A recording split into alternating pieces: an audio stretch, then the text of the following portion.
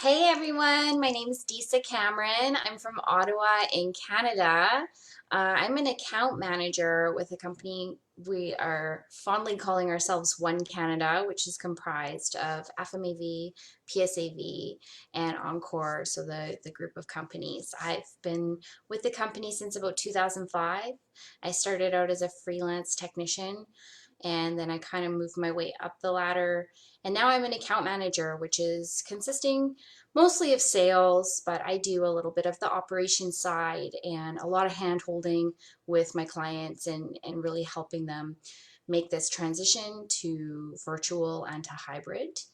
The reason why I am excited to be on this panel tonight and spending time with you is I really feel like there's a huge shift going on in our industry right now.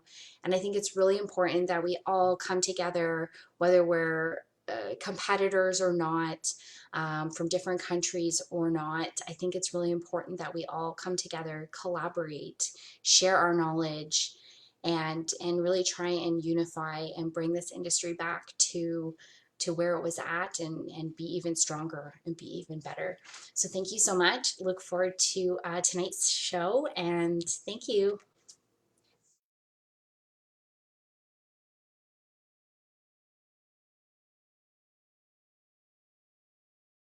Hi, my name is Adam Broughton. I'm originally from Queens, New York, and now I live in Fairfield, Connecticut.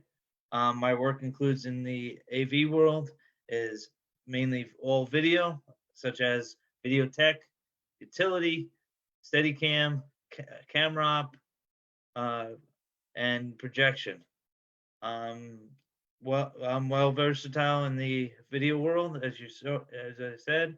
The reason I started this industry is because of music. I'm very, music oriented. I love music a lot, and I got a lot of different visuals. Um, why I enjoy this show is more about the education and spreading the word of how to do things, and spreading my knowledge to others is always enlightening for me. And I'd like to pay back. AV Tech Talks. Thanks for joining us again. We've got a pretty exciting night packed with some cool stuff. Remotely Possible is what we're featuring tonight. It's a software for console-to-console control. Before we do that, hey, Chris, would you mind kicking into our house rules? Absolutely. They're not pulling up for me on my computer. Of course not. Why would it work instantly? All right, so we're here. Yeah, we see it. So, as you know, we go live every Monday at 7 p.m. Again, thank you guys for being here. Thank you for coming back. Obviously, we greatly appreciate you being here. If you want to get involved, there is the text link. We also have the email links that Ed will drop in the chat of how to get into the Zoom call if you want to be on this side of the audience and information that we give out. Due to the nature of streaming, as you know, there's always going to be a delay. So if we don't get to something instantly, do not worry about it. We will come back and round back to it, and we will get you. Drop your questions. We'll answer them. Be the sharpshooter in the room. That leads right into the questions part. Ask your questions. We'll try to get to as many of them as possible. We are not the smartest ones in the room. We don't know everything. We feed off of each other. Not only do we ask questions to get answers, you ask questions that we try to answer. So, keep them coming because there might be something nobody's ever thought of before. This is a whole live Q&A basically. So we're going to have presenting and then we're going to have questions, presenting questions. So at any point in time, your question could be answered. So stay here, listen live. Shameless plug. Don't forget to follow us on Facebook, YouTube, Twitter, and Instagram, all at AV Educate. We're all trying to get together to come over these hard times to work with each other to figure everything out. And with that, we will go back to Ed if he's got anything. Thank you very much. So this is again going to be a good episode. I guess we can take a look at our panel real quick. How many of us have used any kind of audio console, Yamaha console specifically? We got some users. Excellent. That's good to hear. This is going to be something I think you guys think is really cool. Hey, Omar, do you have anything real quick? Because I got to address something on my side. I would love if you could give me a minute before I introduce our speaker.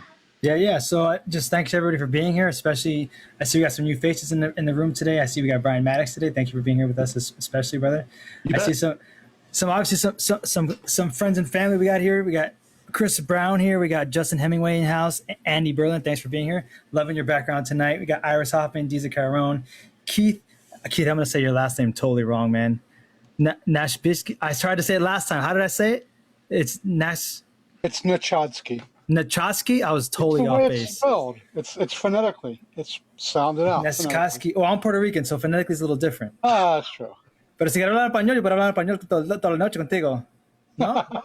Okay, está bien. Sí. So I want to go surprising people here, right? Latin guy. Tonight's obviously I want to honor Ed if I start taking away from this. Tonight is going to be an Andy show or Andrew B show. I know we got two Andys in the room right now, but Andy Littman and Andy B are in the house today. I want to thank you guys for being here so much. I'm super excited about this. It's going on tonight, and I really want to get it started. So Ed, if you're ready to go back to this and get this rolling, man, I'm down to see this working out. I am. Thank you very much for covering for me while I had those quick technical things to address. So this thing's, I'm super excited. I was part of the beta team working on Remotely Possible. So I'm super excited and slightly biased, but I don't think I've oversold how really cool it is. So with that, I am going to introduce everybody to Andrew Broughton. So stand by. Go ahead, Andrew. You have the floor. Hold on. We don't hear Andrew. So maybe, Brian, you're there, right? Can you do something for us and help us out there? Sure. Check. Can you guys hear me now? Can you hear it, Brian? Have you got it under control there? Yep. Yeah. Whoa. Thanks for fixing that up, Brian. You're awesome. Okay, so hold on a second. What just happened? It seemed like as Brian made some kind of adjustment and then it changed on Andy's side. And I'm a little confused as to what's going on. Can you guys fill us in on what's happening here? So yeah, Brian and I are hooked up via Remotely Possible. He's in Savannah, I'm in Calgary, and he's controlling my mixer. My microphone's going through my mixer, so anything Brian touches there will affect what you guys are hearing. And so yeah, that's how the system actually works. At the moment, we also have, in addition to to my microphone, we have other tracks and things in there. But I just want to go back a step and just got to thank everybody for showing up. This has sort of been a project of mine that I started when COVID hit. Didn't really know what to do with myself. Decided to get back into programming, and was talking to my friend Brian, and Brian said, "Hey, would it be possible? Do you think? Is it even possible to try and connect two consoles over the internet? Like, I know you know how to do Yamaha stuff. Is there a way that might work?" And I said, "Well, I think it's remotely possible." So kind of that's where the name was born. And so we did some experimentation over a few months and discovered that, hey, this actually does work. And so we've worked on figuring out the best way to make this thing operate, working with controlling one console from one location to another location, being bidirectional so that two people could control a single mix at the same time. Two engineers on two consoles controlling one console. And you can also run it the other way so that one person can be watching what the other person's doing. So if you're in a training mode, something like that, let's say you want to watch somebody who's working on a console, maybe they're having a little trouble, you can step in and give them a hand. Additionally, we figured out ways to be able to sync the two consoles together, because that was another thing. If you bring up your mixer, it's not going to look the same as the other mixer until you synchronize those two. So I figured out a quick way to be able to synchronize either the current scene or all of the scenes in the console a lot faster than just taking the file and sending that file to the other person, because the two consoles need to be synchronized to be able to figure out what's going on. And then we also figured that being able to see metering is important, because if there's something happening on my mixer, you can see all those meters flashing away. On Brian's console, you're not going to see that. He's controlling it, so his console is just like a control surface. But he can see the meters by looking at the editor on his setup there. So I don't know if you want to share your screen there, Brian. We can just take a look at what's going on there, so you can see that the meters that are flashing on my console, which is a multi-track mix that's playing there. You'll see on Brian's, he can watch that. So we're using the editor kind of like a confidence monitor. It's viewing what my mixer's doing, because he can't see my mixer unless I happen to have a camera there. So he can now view everything that my mixer's doing. And it kind of gives you the feeling of, okay, I moved a fader. Did it really move on the other board? Well, if you look at the editor, you can see that it does. So Brian, if you move something on your mixer, you'll see it moves on the editor. It also moves on my mixer, if you could see that, but it allows you to have some sort of confidence that things are actually happening. So that's something else that's kind of cool, is that you can change the view from your editor. Sorry, the editor can be connected to your local console, or it can be connected to the remote console, just by clicking that button underneath on the interface. So this, what you're looking at on the top there, is the interface that Brian sees, which gives him the ability to disconnect from my console and reconnect to his console through the editor without having to change any settings within the editor. So that's kind of cool. So then the other part of it was the synchronization. So maybe, Brian, we can show how that synchronization works if we want to. So what I should do here, I guess, is disconnect. Oh, you can stay where you are. Basically, if people can see, I moved the faders on my end. His faders didn't move because I temporarily disconnected the connection. Then I can go into sync consoles, and I can just sync the current state. And when I do that, it says, "Are you sure?" Because we don't want to overwrite something we don't want to overwrite. But as soon as we do that, boom. And as fast as that, the two consoles are now synchronized. So that means all the channel settings, all the names, all the functions, just about everything within the scene is now been mirrored from his console, from my console to his console. So yeah, that's how that part of it works. So the other part of this thing that's kind of cool is I created a little tunnel program, which is a separate piece of software that you could give to somebody if you wanted to control their console remotely. How do you connect to their console? It's via the internet, so it's got to be on a network, but you need to somehow figure out a way to connect. So I created this little software that you would just give to the other party at the other end, and you can give this to many different people, and even using just one copy of the software, you could connect to my console, you could connect to another console, and switch back and forth. So Brian, can we show connecting to your other CL so that people can see how the tunnel works? So I just need to, if you can disconnect your tunnel on your end.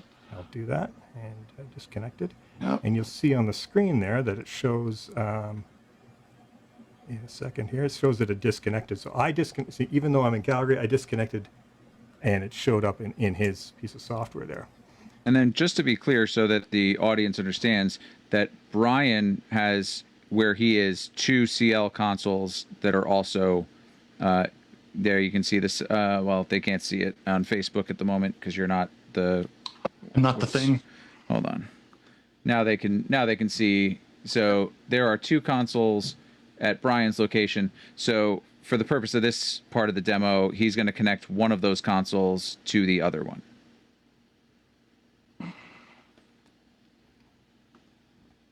Cool. Hits connect there, and I've got my screen share thing in the way. Let's do that. hits connect, and you'll see that theoretically. Well, yours is still connected, I think, because we had the auto reconnect on. Right. Okay.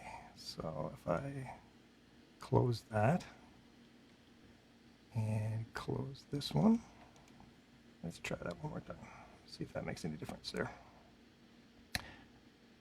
Try connecting to your local console there for a second, Brian, just within that. If that works. Okay. Yep. All right. Okay. So just as I kind of had anticipated, one of the comments on Facebook is head explode. So, and people are seem like they're interested in what's going on here. So, yeah, oh well. this is beta, by the way. We're still in beta. This worked fine yesterday, Brian, when we did it. I'm not sure what happened. Why don't you close RP for a second, and let's see what happens there.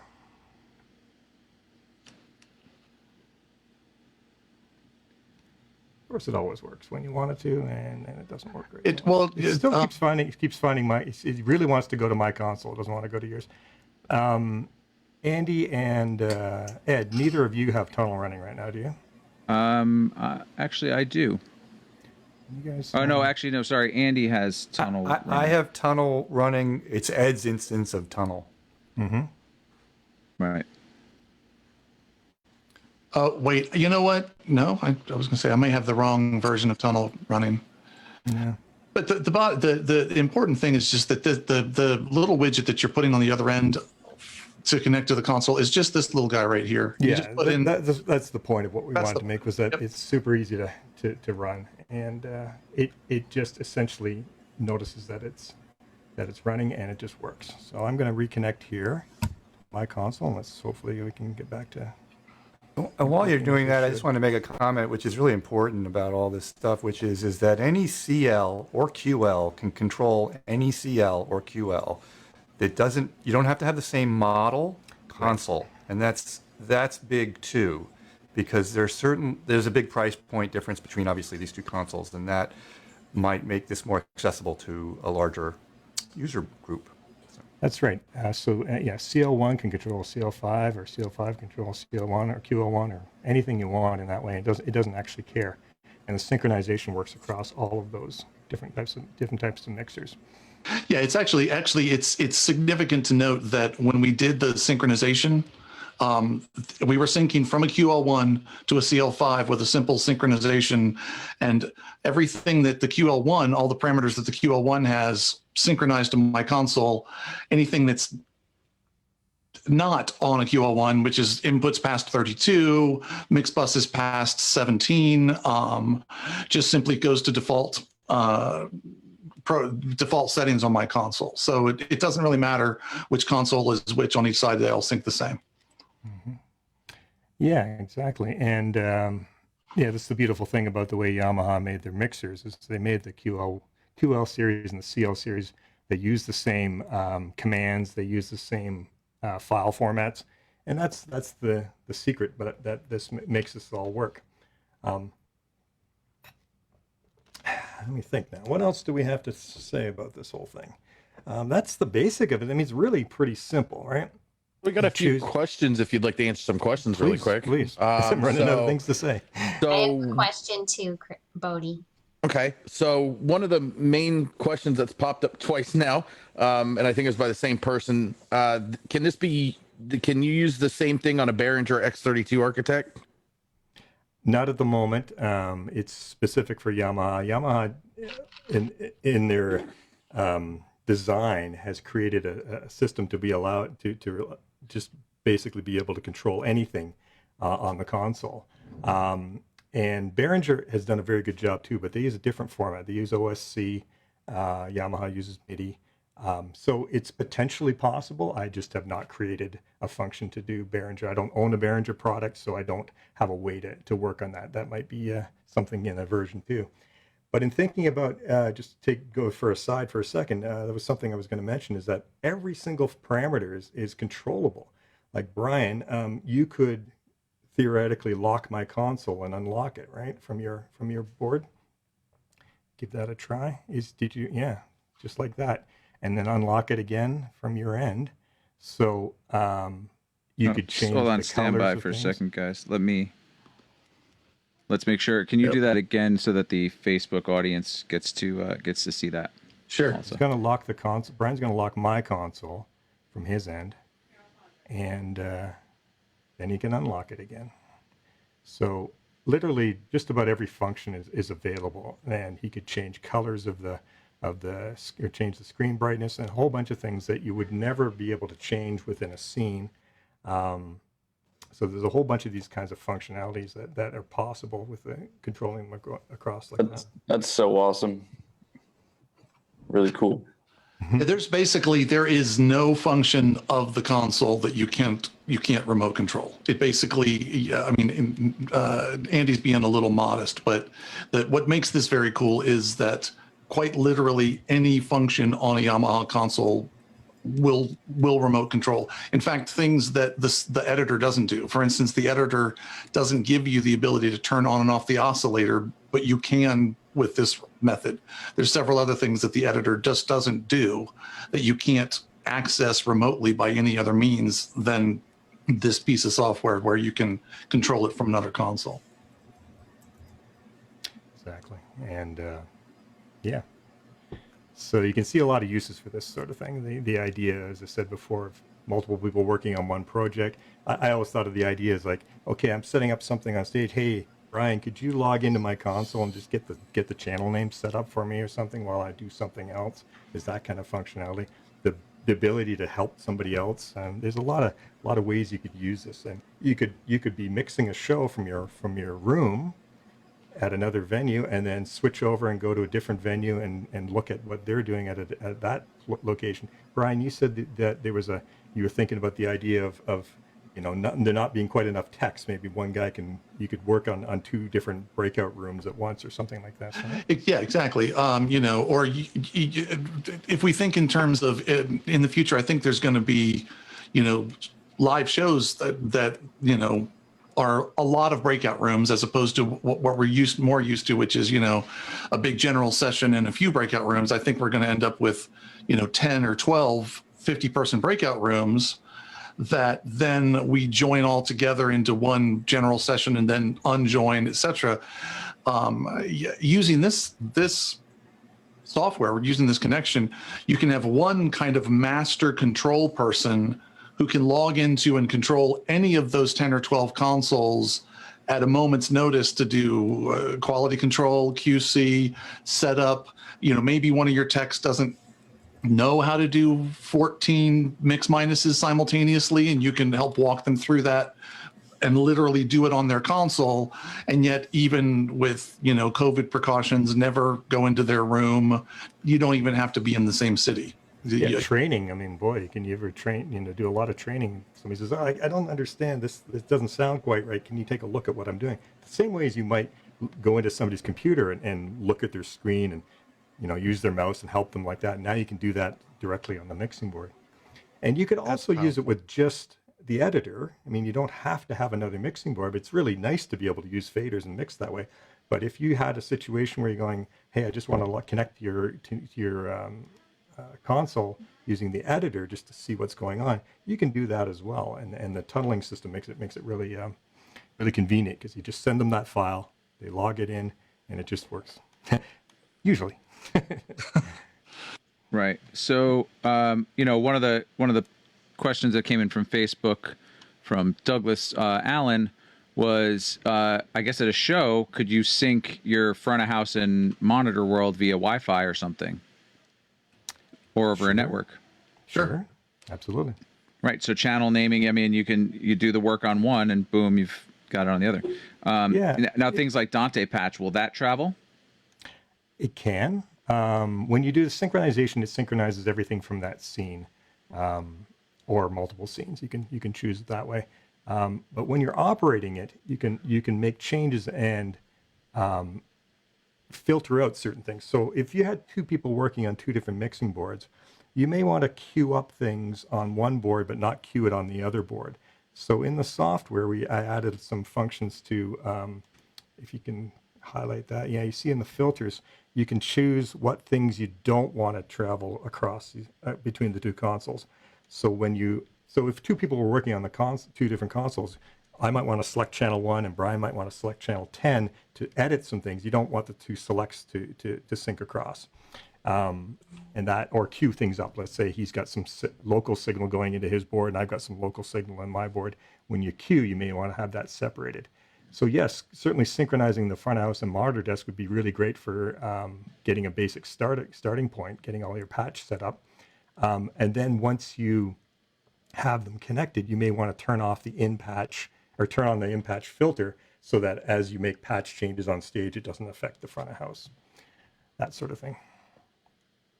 Yeah, that's actually a use case that we hadn't even talked about, but I could totally see you could literally, if you drop the monitor console first and you're pinning the stage and the monitor guy's starting to get gain settings and he's starting to get patching, he's starting to get basic EQs, and then we finally get the front of house console dropped.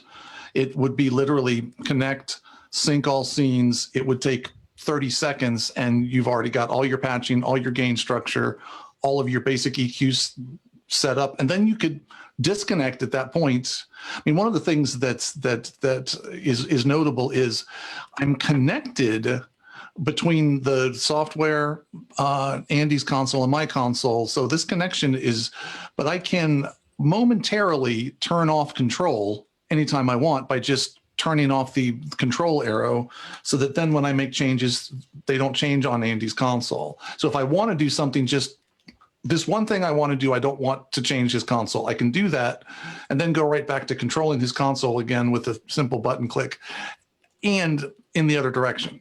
So he can also control my console and I can turn that control on and off.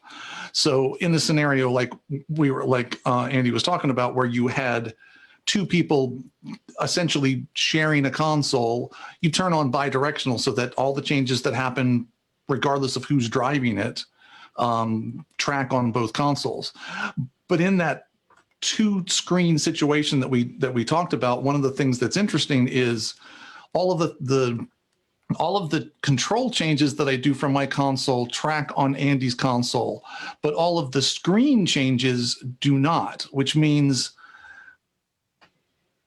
I can select an EQ screen and change something on my end, and it doesn't change the screen on his end. He can access a different screen and change something different. Two views at once. So if you we have basically, it's as if you took and added another touch screen to the console. You can have two completely different screens going with two completely different things and still have the console stay in sync.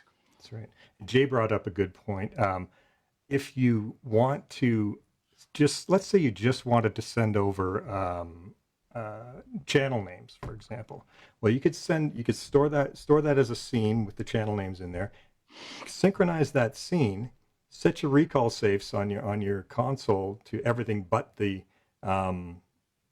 channel names, recall that scene, and only the channel names would show up on the other console. So you could choose what things you might want to send back and forth. Maybe you want to send head-at games. Maybe you want to send everything to start with, and maybe this next synchronization you only want to send a few things. Well, you can do that by sending a scene and then using recall safe of certain functions on the scene to just transfer certain things. Yeah, I'm really glad you brought that up, because when we synchronize scenes, I would recall safe my own channel that my own microphone was on, and then it was perfectly fine, and everything else coming in was exactly as it should have been. Yeah, man. As we use it more and more, we discover these things. You know what? I apologize. So the Facebook audience did not just see what Brian was doing with the disconnecting on the screen share. I'm sorry, I was answering some questions. So Brian, do you mind? I see you have your screen share back up. I'm gonna show that to the Facebook audience so they don't miss it. If you can just run through back what you guys just did. Sure, no problem. I apologize for that. That was on my end. It's quite all right. And I have too many screens.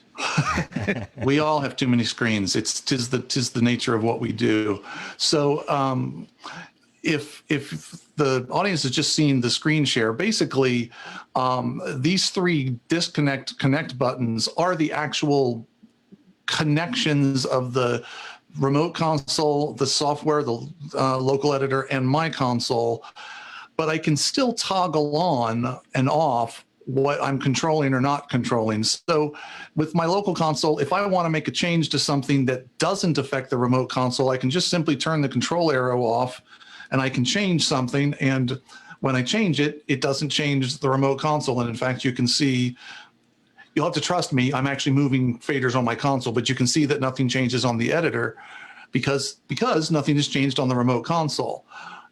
If I turn the control arrow back on again, then I regain control and can control the remote console. It also works in the other direction. So I can have the remote console control my console just by turning the control arrow on and turn it off. And That way it's not controlling my console. So depending on the scenario, depending on what you're doing, you may or may not want the other console to control your console. You may want them to track, you may not want them to track, or you just want to turn it on and off for just, a moment to do so. I mean, even something small like when I was adjusting his Andy's screen so you could see his screen better, I didn't like the way my screen ended up on my end. So I disconnected, bumped my screen up one click, and then reconnected so that they were slightly different from each other. So you can kind of, anytime you want, just make a change where I just want to change something and then connect back. I hope that answers the question. And the great thing is the editor is always the view of the remote console. So when he turned off the control, as he was moving his fader, you could see it didn't change on the editor, which is sort of evidence that it's actually not changing at the other end. As I said, you may not be able to see the other console because you don't have a camera on it. This gives you a good visual that, it isn't connected. So if you happen to start moving something going, hey, that's not really, doesn't seem to be working, you look at your arrows and go, oh, I forgot to connect. So you connect it, and then the editor jumps into life again. Hey, and this is Andy here in San Francisco. Hey, I just wanted you two guys to touch on a couple of things. One is there. I noticed some questions about do you need a VPN network and all that kind of thing. That's probably something important to just say, no, you don't. I know that much. But the other thing I think is really important is talking about your audio path between you guys. That you guys aren't using some like high-end, whatever, Amazon Media Server, whatever it is, AWS. I mean, it's just Zoom. Yeah, we just grabbed Zoom to do this, and actually, Andy, you started this idea of, hey, why don't we just try this with Zoom? Obviously, Zoom's got some great features, being able to go stereo, be able to go high fidelity. So the Q output of my mixing board is being fed into Zoom. My microphone's in there as well. But Brian, if you bring up some music or something like that, you'll hear that all the tracks that he has sitting in there are all available at the same time. And so that's a great way to, like, if you were doing something, it's cool. If you were doing a Zoom show and you were the guy listening to the broadcast, you would feed it to Zoom so that you could cue things up and listen to what you need to hear. So that's a really simple and inexpensive way to get at least two tracks anyway. If you want to. Yeah, and if you just wrap, I just demonstrated the cue. Sorry, and I did it right in the middle of talking, which was rude. But but you can kill the music. You know what? Can we show that again real quick, because so that the Facebook audience sees it, because I didn't have that 4 shot up. Yeah, again. I also want to highlight that you only need the monitor bus, because that way, if the remote person just needs to cue a channel, they hit that, they're hearing the monitor bus of the remote. I'm sorry, the remote console, the local person. Yeah, so. If you think about it, you've got all these channels coming into the mixer, but you don't need to stream all those channels across the internet. You only need to stream 2 or even 1 channel that is your Q bus, so that you can queue up the different channels and listen. Yeah. As long as you're hearing that, and then you can feed the output to whatever you need to feed it to the audience, to the Zoom or however you want to do it. So try that again, Brian. So Brian, before you do that, let's explain what's happening. The tracks that we're going to hear are being played back from Andrew's system in Calgary. So you'll see when I go to this 4 shot for the Facebook audience that the QL1 has meters bouncing, and that's where the tracks are being played. Brian is merely controlling that console. So what we're hearing is really coming from Andrew, but Brian has full control of it, and because he's in this same Zoom meeting, he's able to hear what's going on. So Brian, I'll let you go right ahead and show us that again.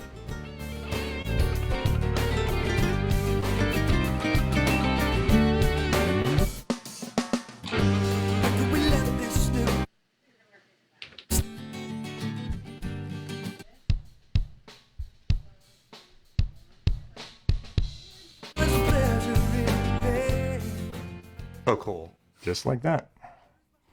So yeah, you could see this.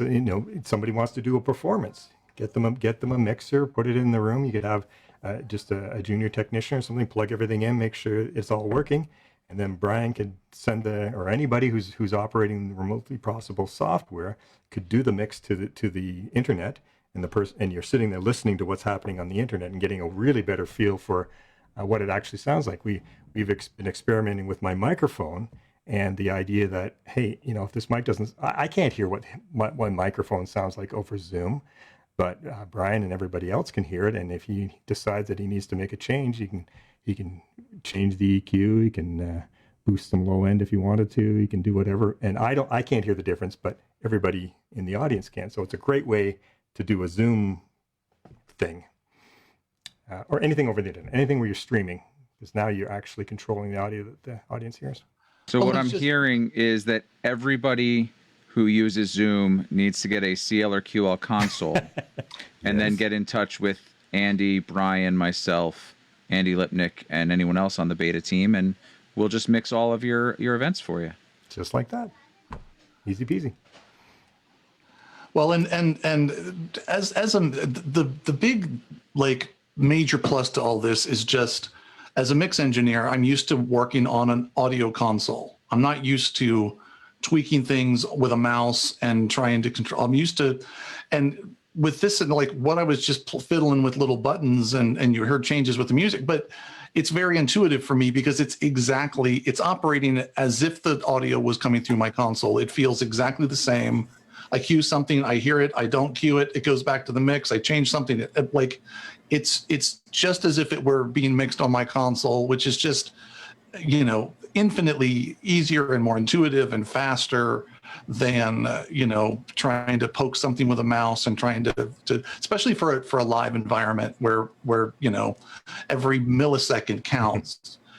Trying to do it like it's a DAW is awkward, to put it mildly. Totally. And people talk about latency, but really, it's never really been an issue, has it, Brian? Like, the meters are real in real time as much as you need. The fader might be a few milliseconds behind you, but it doesn't matter if you just, we're so used to latency on the internet. The latency of the connection of the console is actually super fast. Well, very little data is going through the internet. And even the latency of, and I say finger quotes only because everything's relative, but even the latency of the Q bus that I'm listening to Andy's console over Zoom, just like everybody is.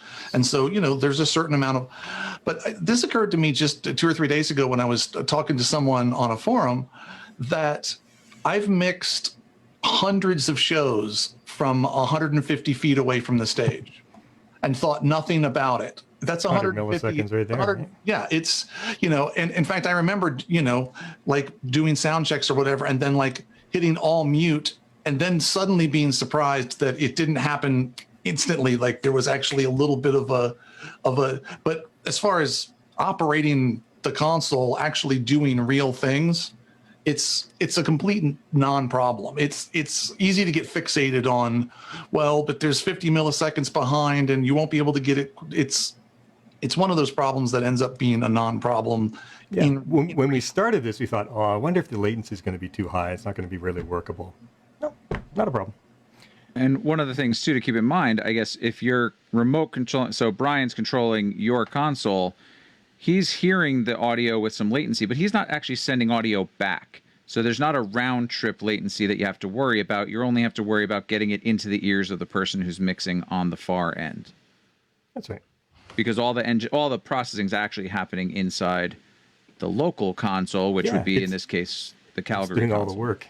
Yeah. If you don't have to send all those 32 tracks across the internet, things go a lot faster and it works a lot better. Right. So we have a ton of questions, which is I kind of anticipated. So we have them both in the Zoom side and on Facebook. So I'm going to try to evenly space get to these. We have a lot in queue. So if you're out there, things to say.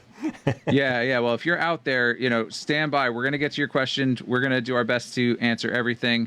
Some of the things we're already kind of gone through, and I can lump a couple of together. Jason Glass had asked, will this work with a PM series? Chris Alley asked, can you do a CL5 to an M7 CL? So both those questions we can answer that no, correct? The PM series, from what I've heard through the rumor mill, the Yamaha will be implementing some external control in an upcoming firmware. It most likely will not be the same command protocol that the CL and QL use. It'll be OSC most likely, but they haven't confirmed or not denied that.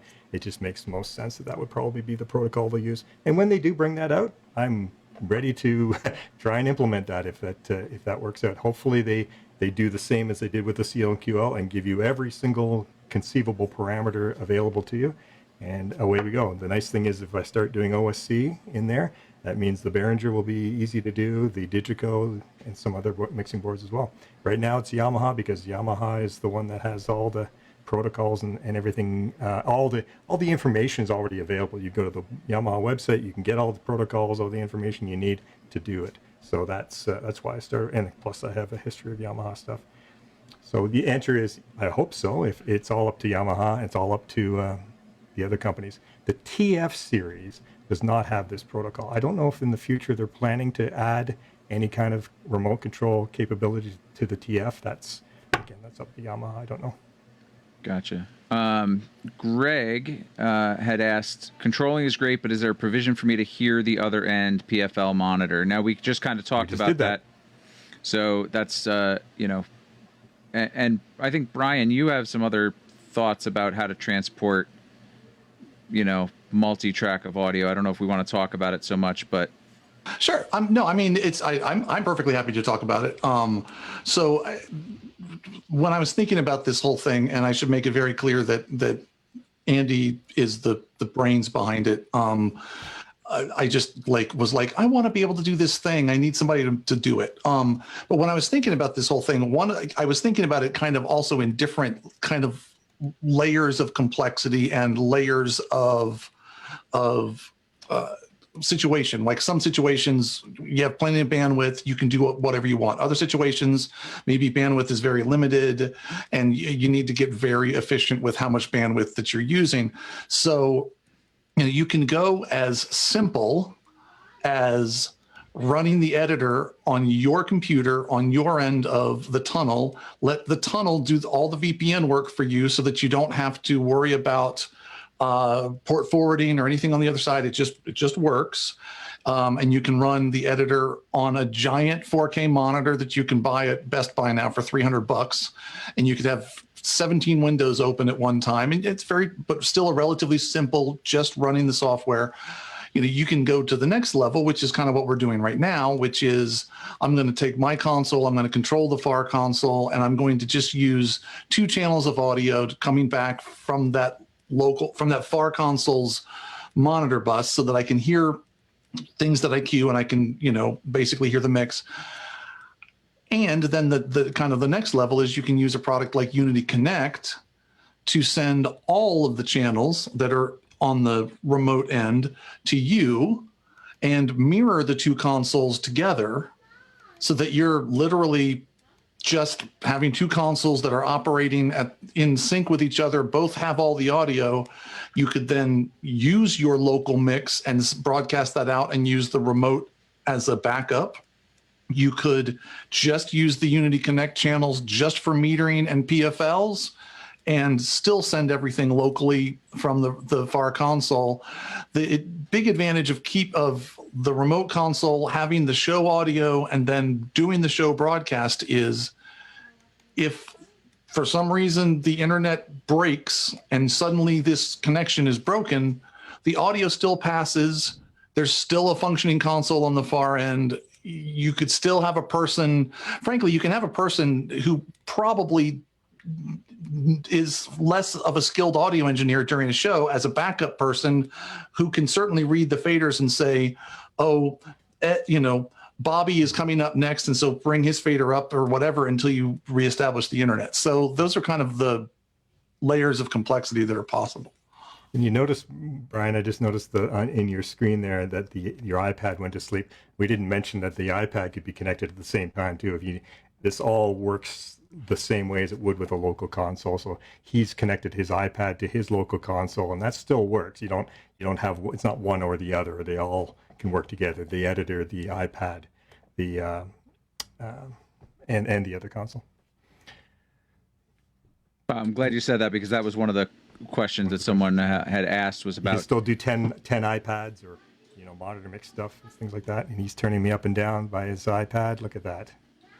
Just like magic. And I mean, Brian, while you're playing with his audio, somebody asked to throw some reverb on him. Like, so maybe. Yes, you can make me sound more. Now I have to mix. I mean, come on. Now I have to mix. I don't know that we set up any effects, did we, Brian? I didn't set up anything ahead of time, so I'd actually have to mix. Why don't you work on that while we're talking, answering other questions? Let's see if we can get something done that sounds a little better. Riley Casey asked, does the tunnel app eliminate the need for a fixed outside facing IP for your internet connection? I think we kind of went over that. So. Yeah, a demonstration that we're trying to do with Brian didn't work, but right at the moment, Brian is connected to me through my tunnel software. And the idea is that this tunnel software you can put on multiple machines, and whenever I connect, it just shows up at the other end. So the remotely possible software detects that there's a connection to another console at the other end, and it's all very secure. The two units are, the two pieces of the software are very much intertwined. I can't connect to somebody else's console ahead of time. I have to use the two paired pieces of software. They will only work with each other, no matter how many copies of the program are out there.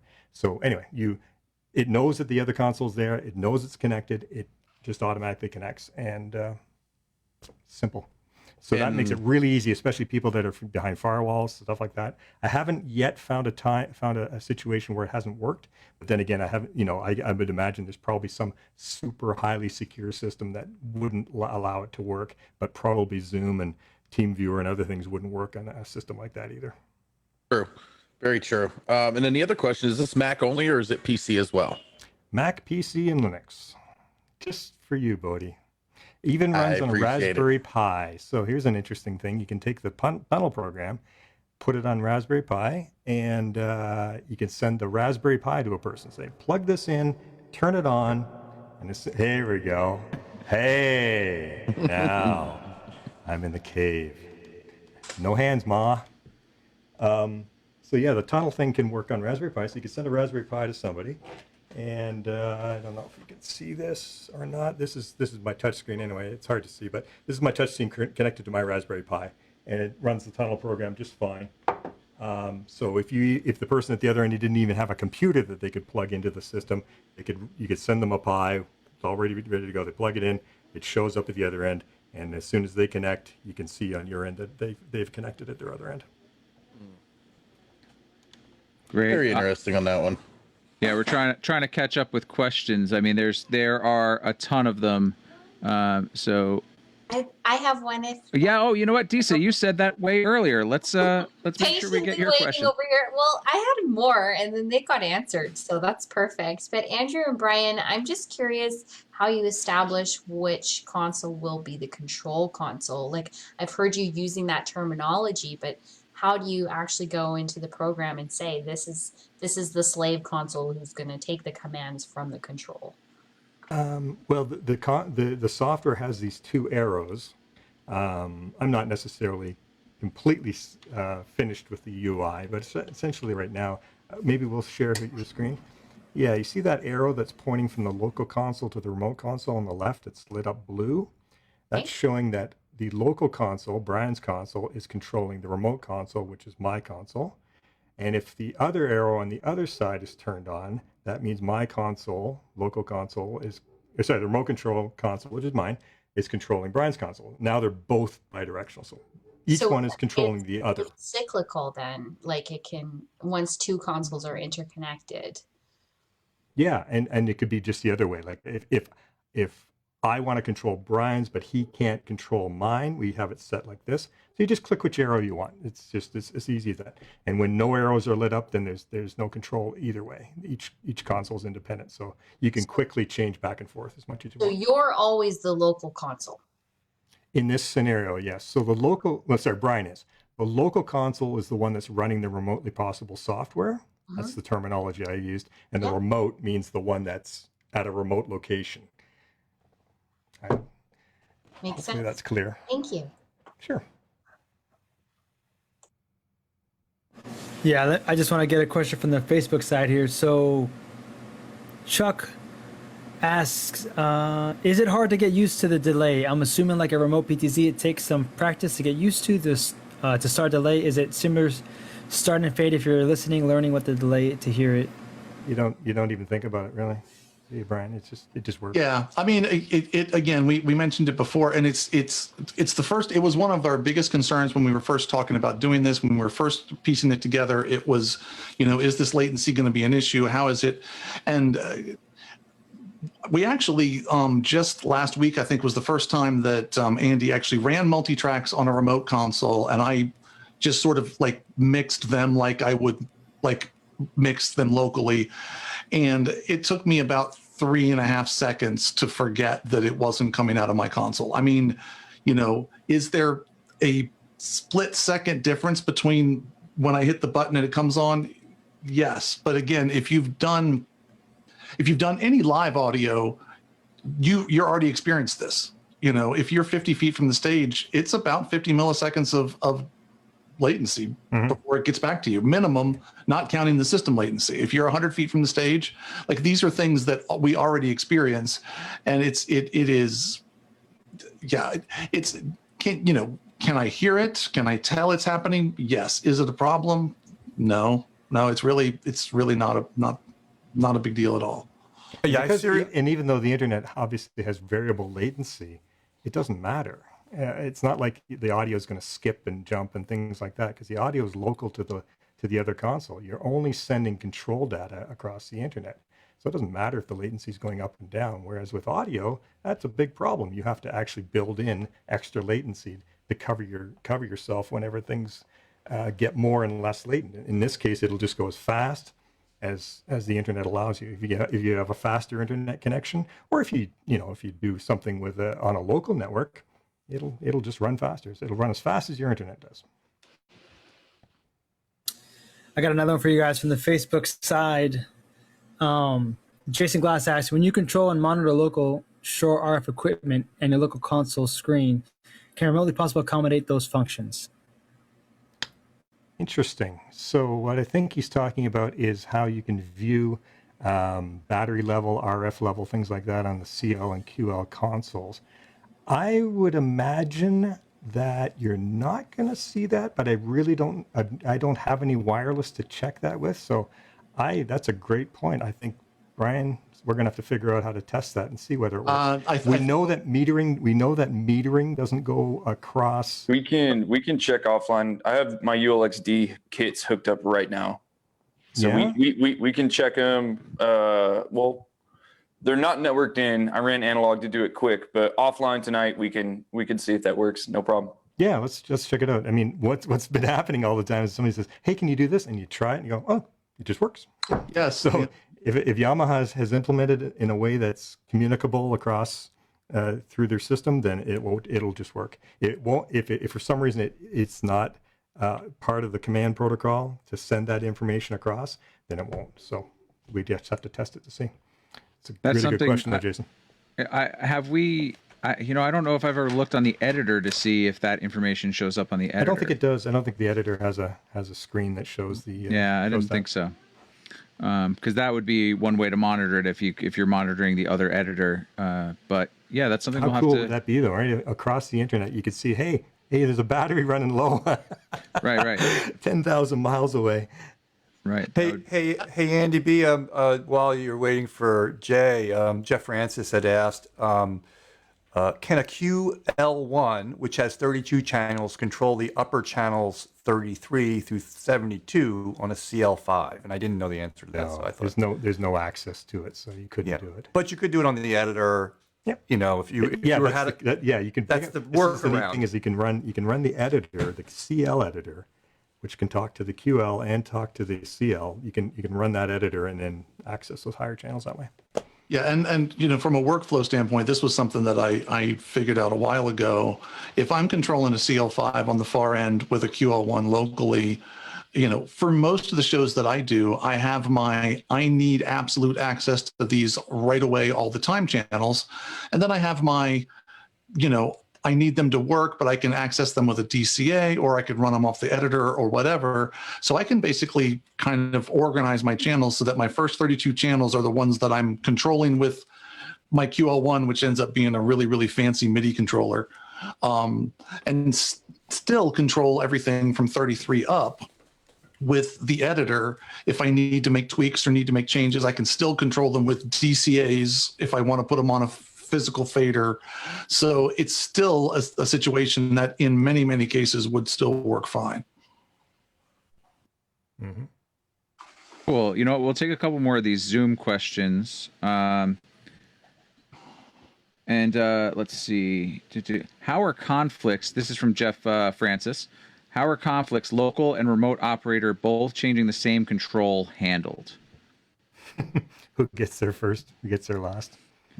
I actually was me and Andy Lipnick were just doing some testing earlier today, and at one point he was making some adjustments on his console, and I was taking commands from it because I wanted to have that match without having to resync, and then he saved, and it saved a scene on my console inadvertently. So those are things you do have to be conscious about. But, yeah, and there was one point too where we grabbed the same control, and yeah, we were fighting each other a little bit, and then I realized, oh, he's doing something to that fader. I'll just take my hand away. But that's generally not going to happen too often, I would think. Right, Yeah, and in those instances, I just disconnected completely from both directions, and then each of us could do our own thing. Go ahead, Brian. Sorry. No. I was just going to say, and essentially, it's the same question as if I'm on a CL5 and I put the same channel on two banks and I put my hand on both faders and try to move them. It's literally the same question. All these things is just controls for internal functions. If you have two controls assigned to the same function, the motors will fight each other. But it will still work, and sound it's not going to suddenly jump to some crazy value, and if anything, if you're literally talking about a motorized fader that you both grab on the same channel, that feedback of it's fighting me will tell you, oh, Andy's also controlling that right now, so I'll let him do what he's doing and I'll go do something else. It's the same question. What if you grab the iPad at the same time as somebody grabs a fader? You've seen what happens. One fights the other, and whoever's stronger wins. Yeah. So exactly. Sorry. So essentially, this is from Amar, which I think we kind of talked about this.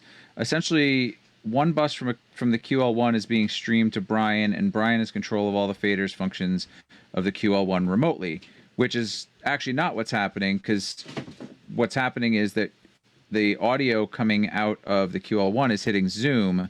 That's how we're all hearing it.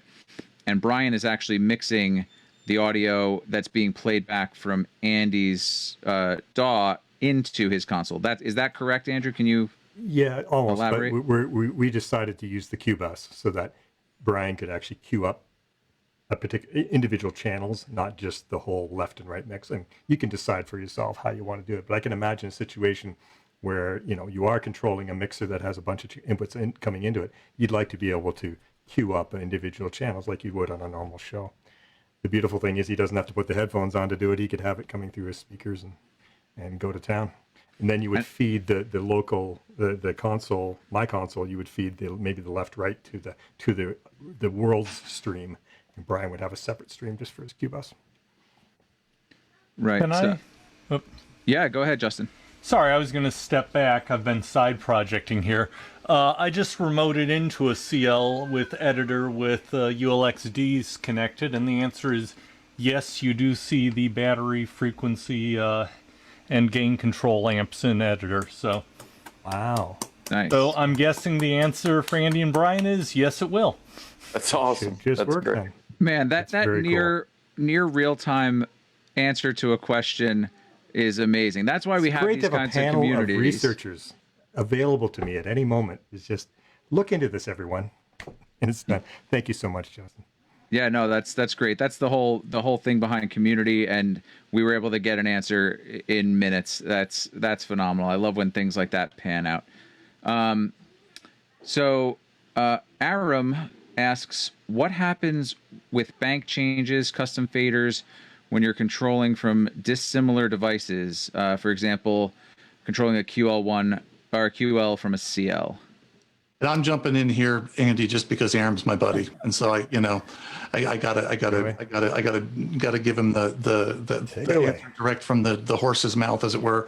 But no, one of the like kind of happy accidents, if you will, is that the custom fader layers do not communicate in any way from the two consoles, which means that, again, if you have two operators, you can have one operator who has a custom fader layer on their QL1, and I can be remoting that from a CL5 with completely different custom fader layers arranged in a completely separate way. And when I change my layers, it doesn't change the layers on the other side. We do have a filter on Remotely Possible for when you're using similar consoles. So if you're using two CL series consoles, if I change a layer on my control console, it will change the one on the far side, which may or may not be behavior I want.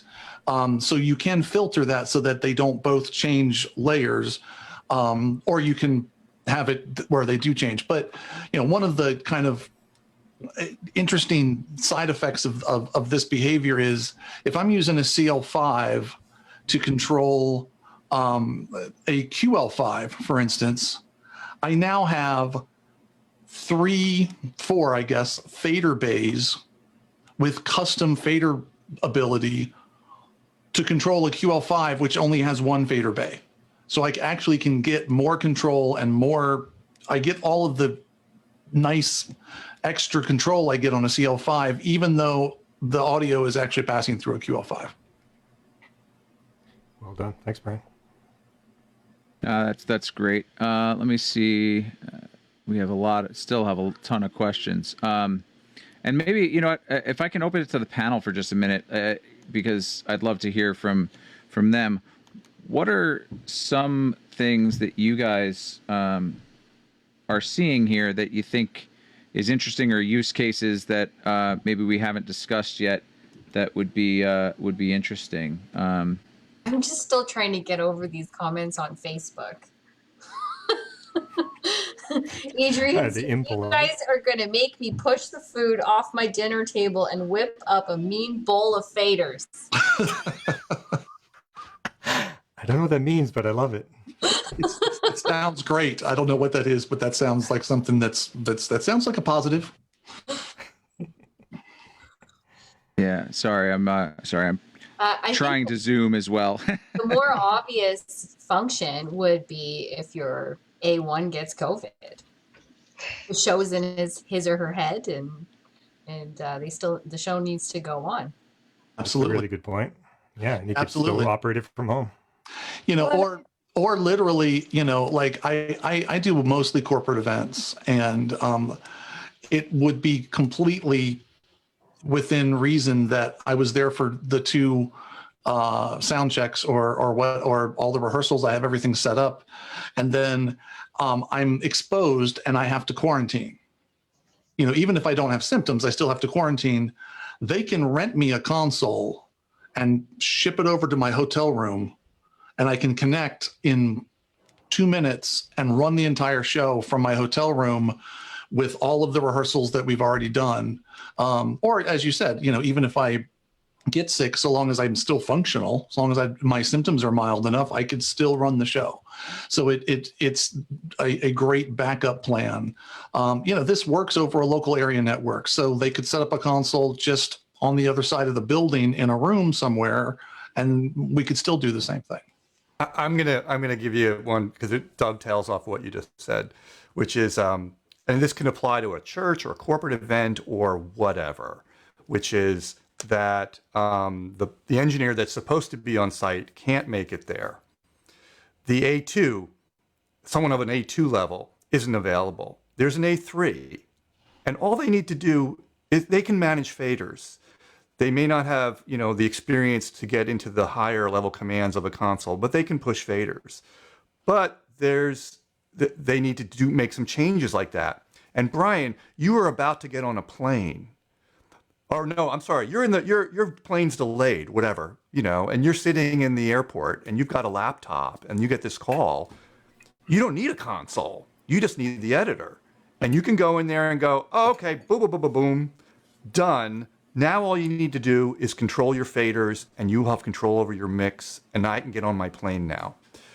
And that's huge, because we have not really had something like that. I mean, TeamViewer could do that and all that, but this is dead simple, much simpler than I think TeamViewer. As long as they like have a are. Windows, Mac, or Linux PC at their end. Yeah. A little tunnel software, which is again just free to use.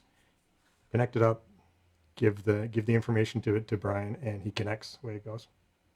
In a completely different direction, I could see actually this being used in like a university theater setting where you have audio students, and sometimes when the instructor's hovering over them, they get nervous, they make mistakes. This way, an instructor can be in another room monitoring what their students are doing and letting the students actually control the way they actually would control a show. Mm-hmm. So and unmuting the channel if they forgot if to. they Or forgot, like yeah. That. Yeah. You're making little adjustments just to help them Yeah. out if necessary. Help them along. Totally. I guess, speaking to that use case, maybe Justin, because that's exactly the scenario that Justin Herminghaus is in with the Performing Arts Center over at the college at SUNY Purchase. So how would you use this, Justin? Is this something that, might be helpful to you? Interesting fork, because I was about to go into a different direction, which say, where's Joe DeMax right now? Because the really interesting use case fork would be, hey, let's get central control running a control surface through editor that makes it possible to do tech support from home. Because, have a QL1 in the office or a QL1 at home put out fires is great, but, well, if we're tunneling through editor, why not just talk about a alternative control surface too? It's a great idea. That is a good idea. I mean, I can't imagine that everybody doesn't have a spare QL1 sitting at home. I mean, just because I have one here, but I mean, I almost did. But yeah, no, that's a great point. That's a great point. Maybe we'll connect with our buddy Joe, since he's been on the show. I think that's a conversation we should have. Absolutely. You know Joe, so we'll if not, I'll make sure you guys are connected and we'll get on this. Great. So, someone, Tom Halpin, had said you could use Unity Intercom as a monitor source for sure. Unity Intercom, yeah, and I mean, as long as you get the latency down, Unity Intercom, like the default latency is 140 milliseconds. That might be a little long, but if as long as you have a stable enough connection and can get it down, then yeah, sure, why not? On a wired connection, you can. You can get it down on wired. The one thing with Unity Intercom is you're stuck mono.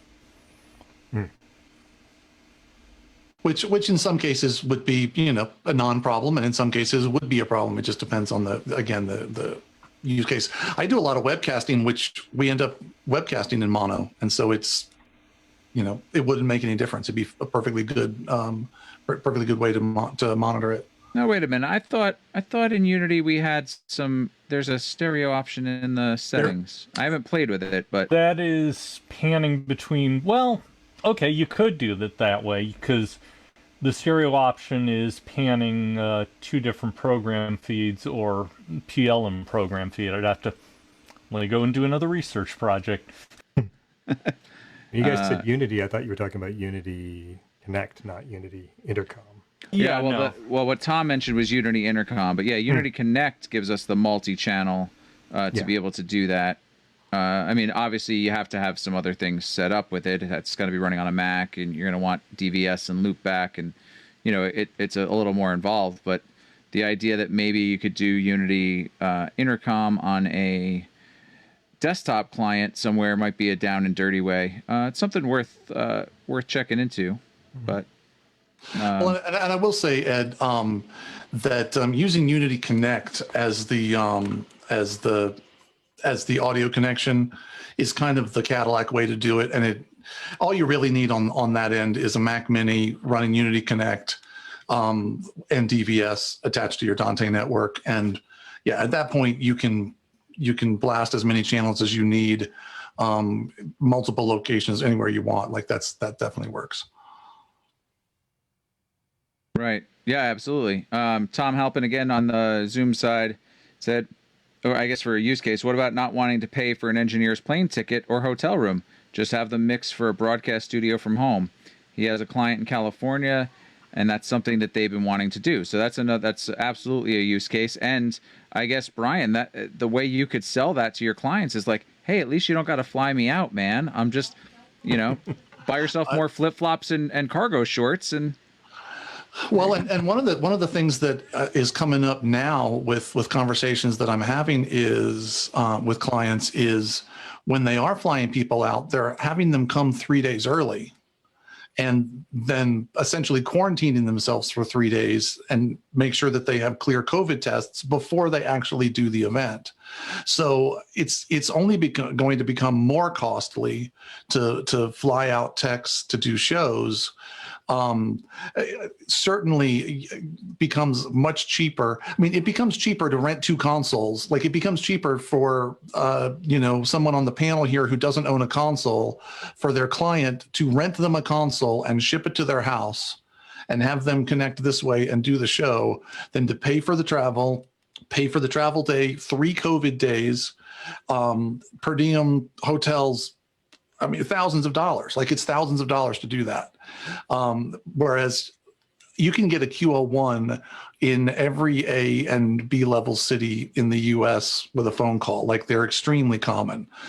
So renting one of those and shipping it to somebody's house for a week is much, much less expensive than shipping them across the country. And it's less risk because you know that they are staying in their house and they're not going to show up and be there for 2 days and then end up getting sick, and you still have a problem. Right. Yeah. No. Cost effective. From a cost standpoint, this seems like a great solution if you're, trying, especially in these times that we're in, when you factor all that time and extra energy, and then you eliminate the risk of your audio engineer that you still flew out there coming down with something on site. I was going to say, Ed, that I haven't actually set the pricing yet. We're still just in beta. It certainly will be obviously very affordable. And when you compare it to the cost of flying people out, things like this, it's going to be one of those things that people are going to want to put in their toolkit. And, I can do those shows remotely. And, it'll be rentable. Let's say if you had a show coming up, you could rent it for a short period of time, or you could purchase it for a longer period of time, however you want to do it. I just, at this point, we're not absolutely certain how the pricing will work. But as I say, it will be very affordable. And, I hope that people that are interested will get in touch with me.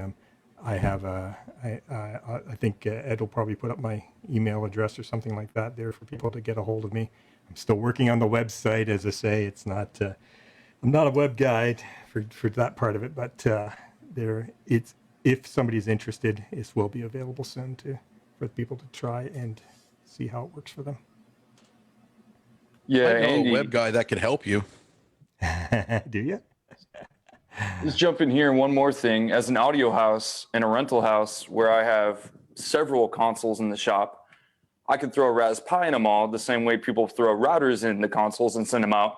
And now I can rent out all my consoles with Remotely Possible on it, software I purchased from you that's on there. Anybody I rent it to, they crack open the case, pop in the Raspberry Pi, I can remote in, anybody else can roll in. That's just part of the rental kit. Yep. Simple as that. Yeah, I just dropped a link to your forum and your email address in the chat on Facebook, and I can do the same for Zoom if I do have a web page. It just doesn't say anything other than "Welcome to the future home of." Right. Yeah. I noticed that today. I was looking remotely-possible.ca. Being Canadian, it's a CA instead of a COM. Great. Let's see. So, sorry, we have questions on both sides. Let me go back to some of the Facebook questions. Will the RP tunnel work with the editor only for the TF series? I understand no remote control because the TF is MIDI. So I don't know what they're asking. I don't understand. Yeah, I'm not sure. Well, it doesn't work with TF, period. This is only for CL and QL model consoles. So this will not work with TF or PM series consoles right now. I think Andy had mentioned that earlier. But Right. but there's yeah. So Chuck asked, is this basically an SSH tunnel or something similar? Something similar. Right. Proprietary. Yeah, if you want to get in touch with me about those kind of details, I'll be happy to talk tech with somebody if they want to. Cool. Are there any sort, this is from Chris Schober, any sort of IR playback that will have to be on the console and only, correct? I.e., you can't run Dante Virtual Sound Card and run it remotely for your own playback if you're on editor. So I'm trying to understand. Don't quite understand the question. I mean, I think what they're asking is basically, and so I think, not to overcomplicate the answer, but Remotely Possible does all the control. The way that you pipe the audio around is completely application specific, and you can use different tools for that. So if I want to do playback remotely to the far end, I just need an audio pipe to do that, and I can do that. But that would mean a bi-directional audio connection. I could just do it via Zoom if I wanted to, if it's just stereo. If I want to get super, or get more advanced and spend more money, I can use Unity Connect, and I can have as many bi-directional channels as I want, up to 64.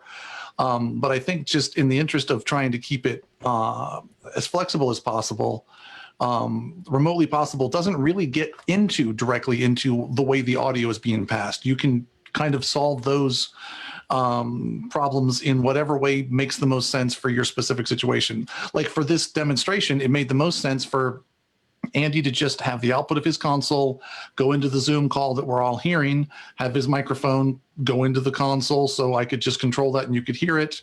And it was very simple. Depending on your use case, you might use a different solution.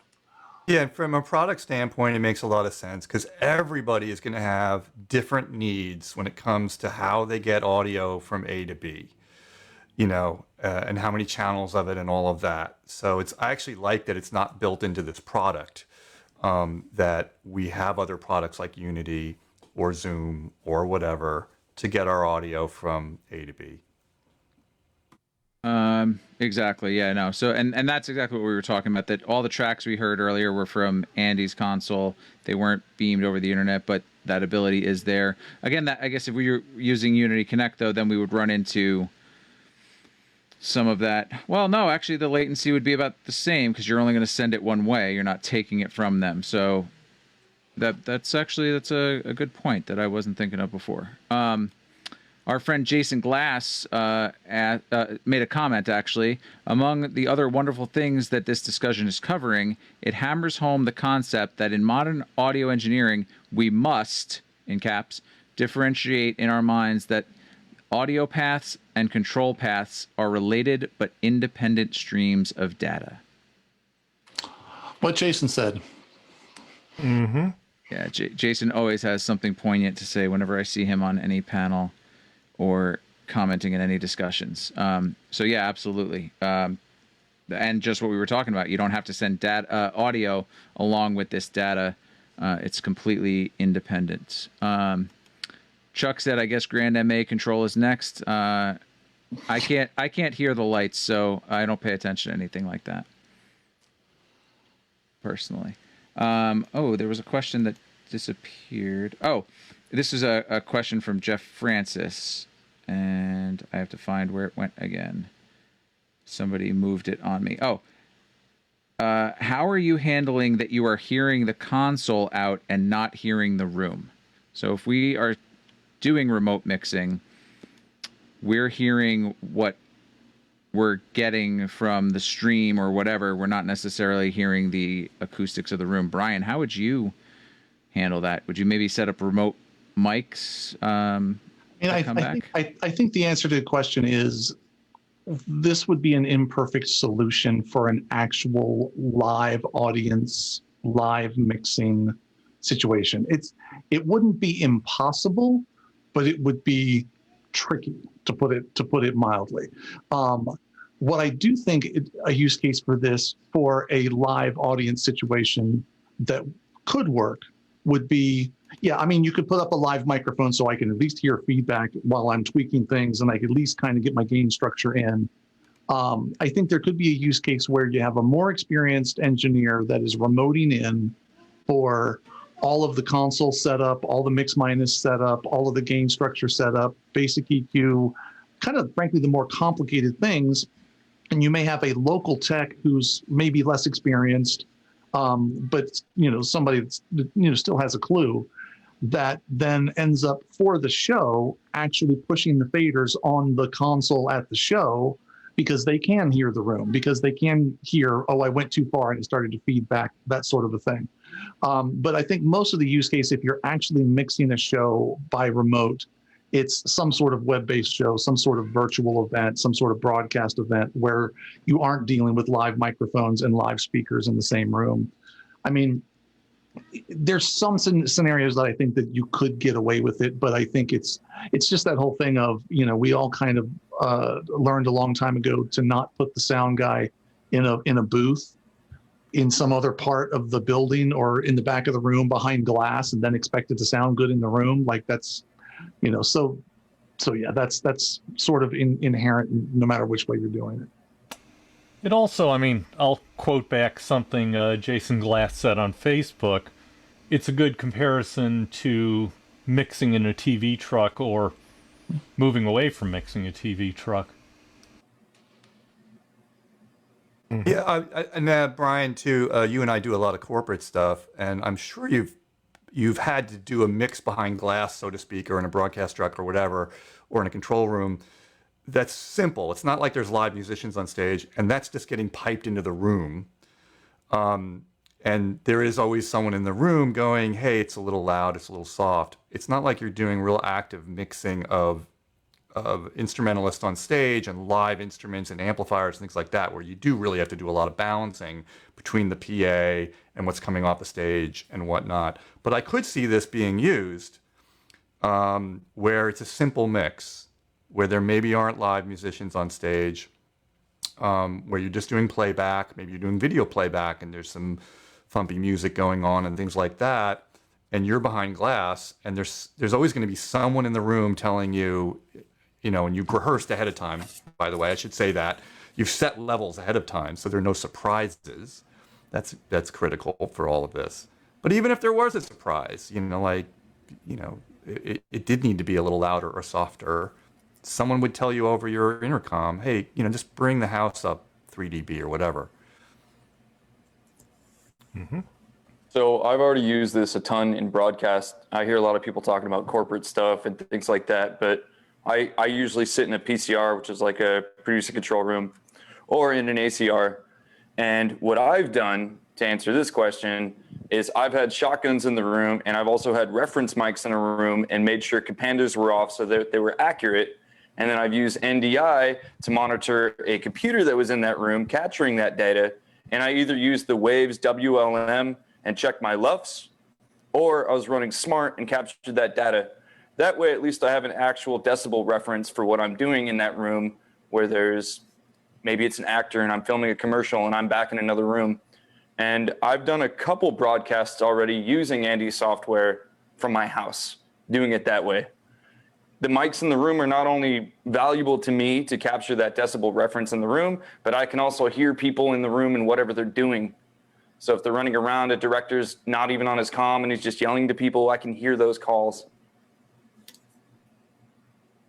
Which actually Jay makes a really good point, which is that when we're talking about doing these things by remote, one of the other kind of issues that you have to sort of address is you're not in the room. And there's a lot of things that happen that you're used to just happening when you are in the room that you would miss out on. And so, yeah, having a live mic incorporated into your audio monitoring system so that you can kind of hear what's going on, having a spy cam even so you can kind of see what's going on, just to kind of, and by the same token, this is something that I've sort of gotten used to the idea of, also providing them with a spy cam of you, so they sort of know when you're at we have all that setup time and rehearsal time and whatever. And, we're sort of used to when we're on site, you just glance over and, the audio guy's at the console. So I'll ask him a question, or he's not at the console. So also kind of showing them some kind of a feedback, some sort of a visual, so they know you're there and you're listening and you can have a conversation. Again, Zoom works really well for those kinds of things. And then if you can just piggyback on the audio that's already happening in Zoom as you're monitoring audio, it's very, it's just very straightforward at that point. Which is part of the reason why I'm kind of moving more in the direction of a lot of times just establishing a Zoom call, maybe having them send me a multi-view if there's video cameras, or just give me a spy cam so I can kind of see what's going on in the room. Maybe I ship them back a spy cam of me so they can see where I am, and they can see that I'm there. And that also does give me a channel of audio. If I want to do playback from a machine locally in my location, I can use my audio channel to ship that the other direction. I was thinking too, I guess, as a remote mixer for things like House of Worship, you could set up the broadcast mix. If they, say they had a CL5 and there's a spare pair of aux buses that they can turn into a stereo pair, someone from home who's actually watching it as a broadcast, as a webcast, could be sitting and mixing and tweaking levels on those other buses, and not affecting the person who's actually doing it in the room. So you might have two people operating, but instead of burdening the main front of house person with having to also craft that mix to go out on the web, now you can have someone who's actually watching on the web doing some things. The latency would be, you'd maybe want to have them on a different web like Zoom that's low latency, as opposed to maybe the output that is actually being streamed. But you could definitely have somebody doing that from home and create a great, great mix from the same console, and not have to have your front of house guy deal with it. But also, that person's hearing what's going on in the room, so they're accounting for what's happening off the stage and through the main PA. Once we get to hybrid events again, that would be a good use case. Jay, I noticed you had to come in a little bit late. I just wanted to check with you and see were you able to hook up the sort of stuff we had going the other day, or are you still? Yeah, everything was good to go. And apologies on being about 10 minutes tardy. My other laptop died. Had nothing to do with any of this. It was just past its life. Well, maybe we'll do an experiment online here and just see if this actually works. Don't. Cool. Do you want me to? Do you want me to open a tunnel and let Brian control my desk? No, let's do it the other way. You can run the software on your end remotely possible, and see if you can connect to my console and see if that works. Cool. No problem. Let me launch it right now. And if it does, then we can do maybe show how Companion works along with that. And here, let me screen share so the audience can see this too.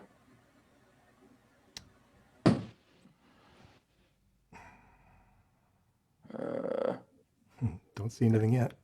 Yeah, no, I'm not gonna. I have a million windows open, so there we go. Sorry to hit you with this at the last second. I just thought it's okay. Anything's kind of glad to help. We can do it. So Andy's home found. Yeah, ready to go. And connect local council connected, and connect Andy's home. And on my end, let's see. I see that. Still waiting. Not sure if it's actually connected or not. Let's see here. Hey guys, I'm sorry to interrupt you. I just wanted to ask, when you're seeing for the connection, what pops up on your end while you're doing it? Well, at my end, when things are cooperating, essentially I connect using the tunnel software at my end. And you want me to just refresh? Yeah, just do a disconnect and reconnect there, and just see what happens. Just found Andy's tunnel. Give it a shot there. Oh, the beauty of the internet. Hey, Andy, while we're looking at this, can you just kind of walk us through your little GUI interface here? Like, I see remote console connecting. I see the address already put in there, and then you have a disconnect option. Can you just walk me through this whole system here and what I'm looking at each stage as you walk through it? Of course.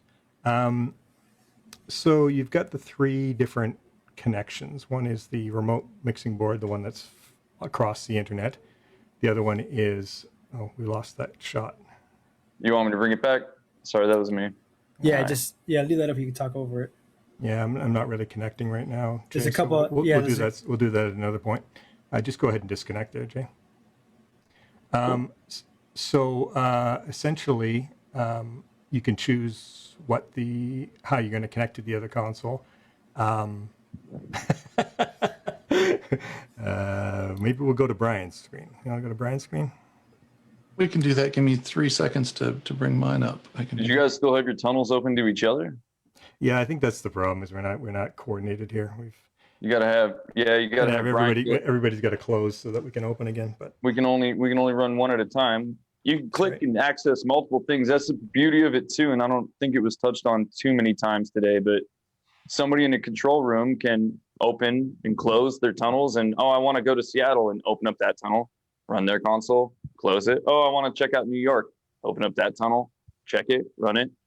And that's. It's beautiful.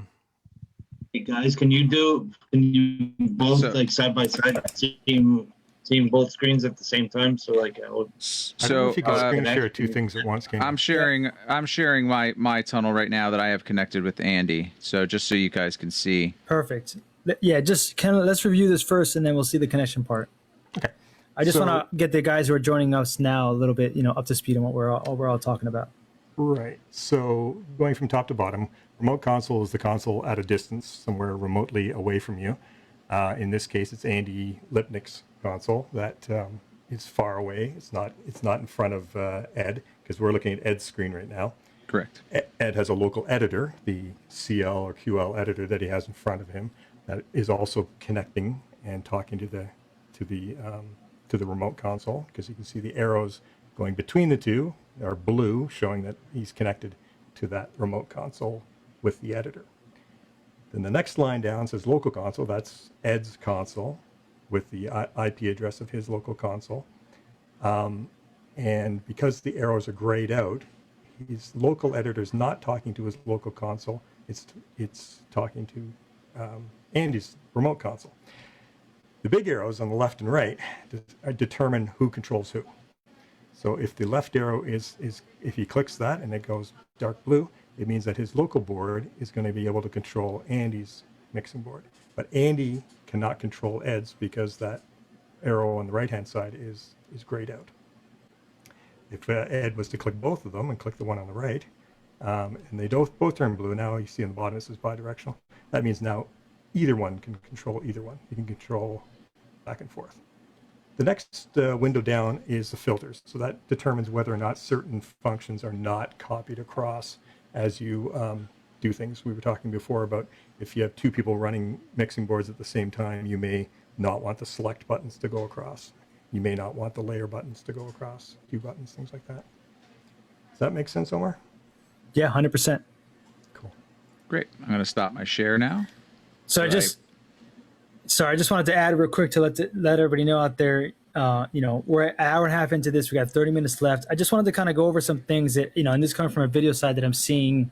And I'm the ideas guy and I try to keep quiet, but I feel like people are missing some of the marks here. So like just from what we've done here in the last hour and a half, right? Here's some things that have come to mind that this could be used for on a basis. And everybody's kind of touched on this in one way or another. But if you go on the line with the teachers, accessing teacher stuff, imagine for the freelancer, if you can go to your local office and you can hook up with Brian Maddox or with Andrew or with Jay Clark or with any of these guys, or Ed or Keith is here, and you can say, hey, can I get some training from you? You go, yeah. And I can go to my local one would be Sunrise. Sunrise's closest office I'm aware of that has a QL1 actually.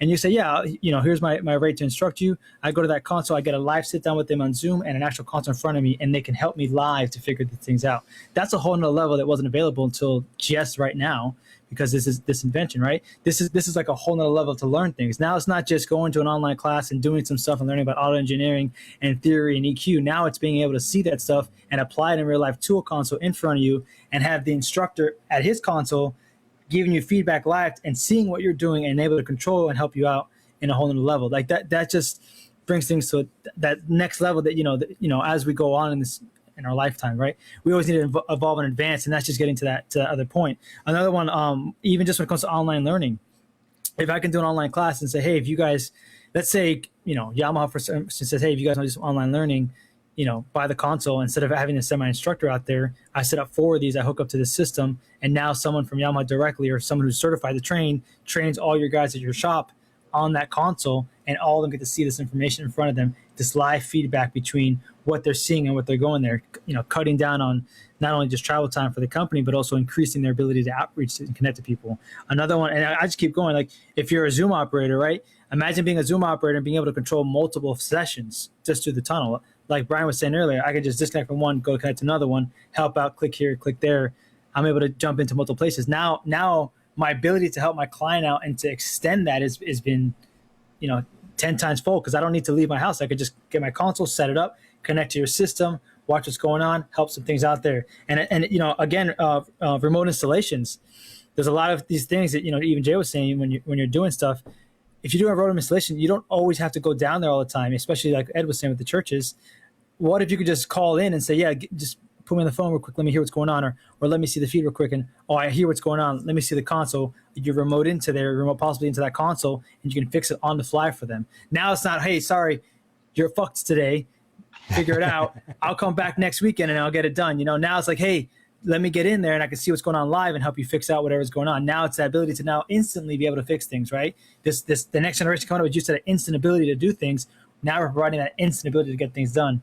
And again, I can keep going down. Let's say Keith is doing his show where he shows all the audio mixing, or Brian Maddox is doing his show, and you guys want to get in there and play with him and use the same stuff he's using and see what he's doing, or get a feel for it, how he does things, and just be able to see another audio master working and doing their things. How cool is that, to just be able to see that on their console, to see it on their board, and then maybe see it on your computer to get a live feedback of it, and maybe even the ability to control it a little bit and say, oh, well, this is kind of how I do it, and then get instant feedback saying, oh, I see what you're doing there.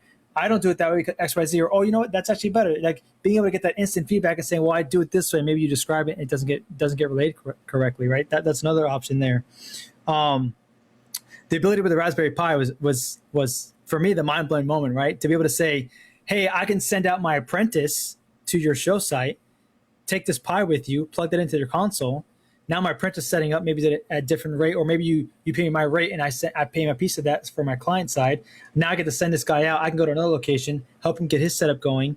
And now I'm able to teach my apprentice while I'm not even there, but I can send him out to do these events while I'm at home doing other things I got to do. And that's just what I thought of in the last hour and a half listening to you guys. And again, I'm not an audio guy, I'm a video guy. I know some audio. QL1's kind of like my limit. CL5, I know they're similar, but the board looks bigger. It's more scary to me.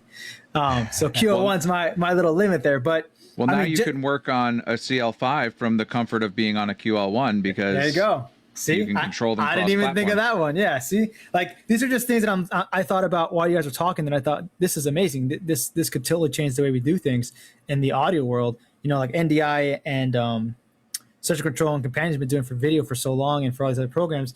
This is like that next level of like being in that, hey, this is the future. Get on to this. Get going with it. I just thought I expressed that because for me, you guys are just talking, and I'm just, oh, that's a great idea, or this is a great idea, or, oh, why isn't no one saying this stuff, or why isn't doing this? Iris said it even great. Imagine an Iris scenario or Herman scenario where you're teaching at a school already, and you can just come in now, maybe like tomorrow or in a couple of weeks, and say, hey, I got this set up for you. Don't be intimidated. I'll be over here. You guys just plug in, and I'll help you from a distance, so you're not hovering over them and getting that nervousness. Oh, he's hovering over me. He's hovering over me. And you can kind of be in the back, watching who's going on, controlling what's happening, and just letting them not only just explore the consoles, but also kind of helping them as they're learning hey, why did you do that step there? Or what's going on there? And now this feedback of I don't have to be on top of you and looking at you and like what's going on. I could be at another location, seeing what's going on in the fader, seeing what you're doing in the console, seeing what you're doing in the EQ, seeing what you're doing in the GUI system, and giving you real time feedback as I'm looking at it without having to be on top of you or huffing you. That to me is next level. So I just wanted to get that out there. And again, the real reason I came on was to say we're at an hour and a half mark. If we missed anybody's questions in Facebook land or on the Zoom side, please bring them up to our attention now. We've gotten down to about 4 per on each side, it looks like, between our Q sheet here and the Q&As I have on this side. So if we missed your question, please ask it again. I'll put it back into the queue. We might have skipped over it. There's a lot of them coming in right now. This is an amazing topic. But I really wanted to just to let you know, Andy, that I see so much potential with this. It's just phenomenal, man. And I hope more people are seeing even more ideas than I'm thinking about right now within this 2 hours, for not being an audio guy. I'm sure Jay Clark's been doing some crazy stuff with this that I haven't even thought about. He's like, oh yeah, I already thought of all those things already. This is easy. Jay's like, yeah, you haven't even covered the half of it yet. So I look forward to keep watching you guys and seeing what you're doing, man. This is awesome, and I'm so happy you came to do this with us. When he means you could control every aspect of it, he means you can control every aspect of it. We've dove all the way through silly GPI things, and yeah, I saw somebody in the comments and like maybe we'll circle on this later, maybe we don't, because I know there's lots of the things that Andy wants to cover. But if you can see my screen, like absolutely the companion module works great doing this. If I had my macros built ahead of time and I just hammered through them, they would work perfectly well with that remote console, just the way that they would work with my local console. So yeah, we're not even touching half of what it can do on this. It's amazing. Right, and that brings every time we get together, we always go, hey, what about, and then we try it. Oh yeah, that works. That works. You never know all the stuff you can do, right? Until you try it.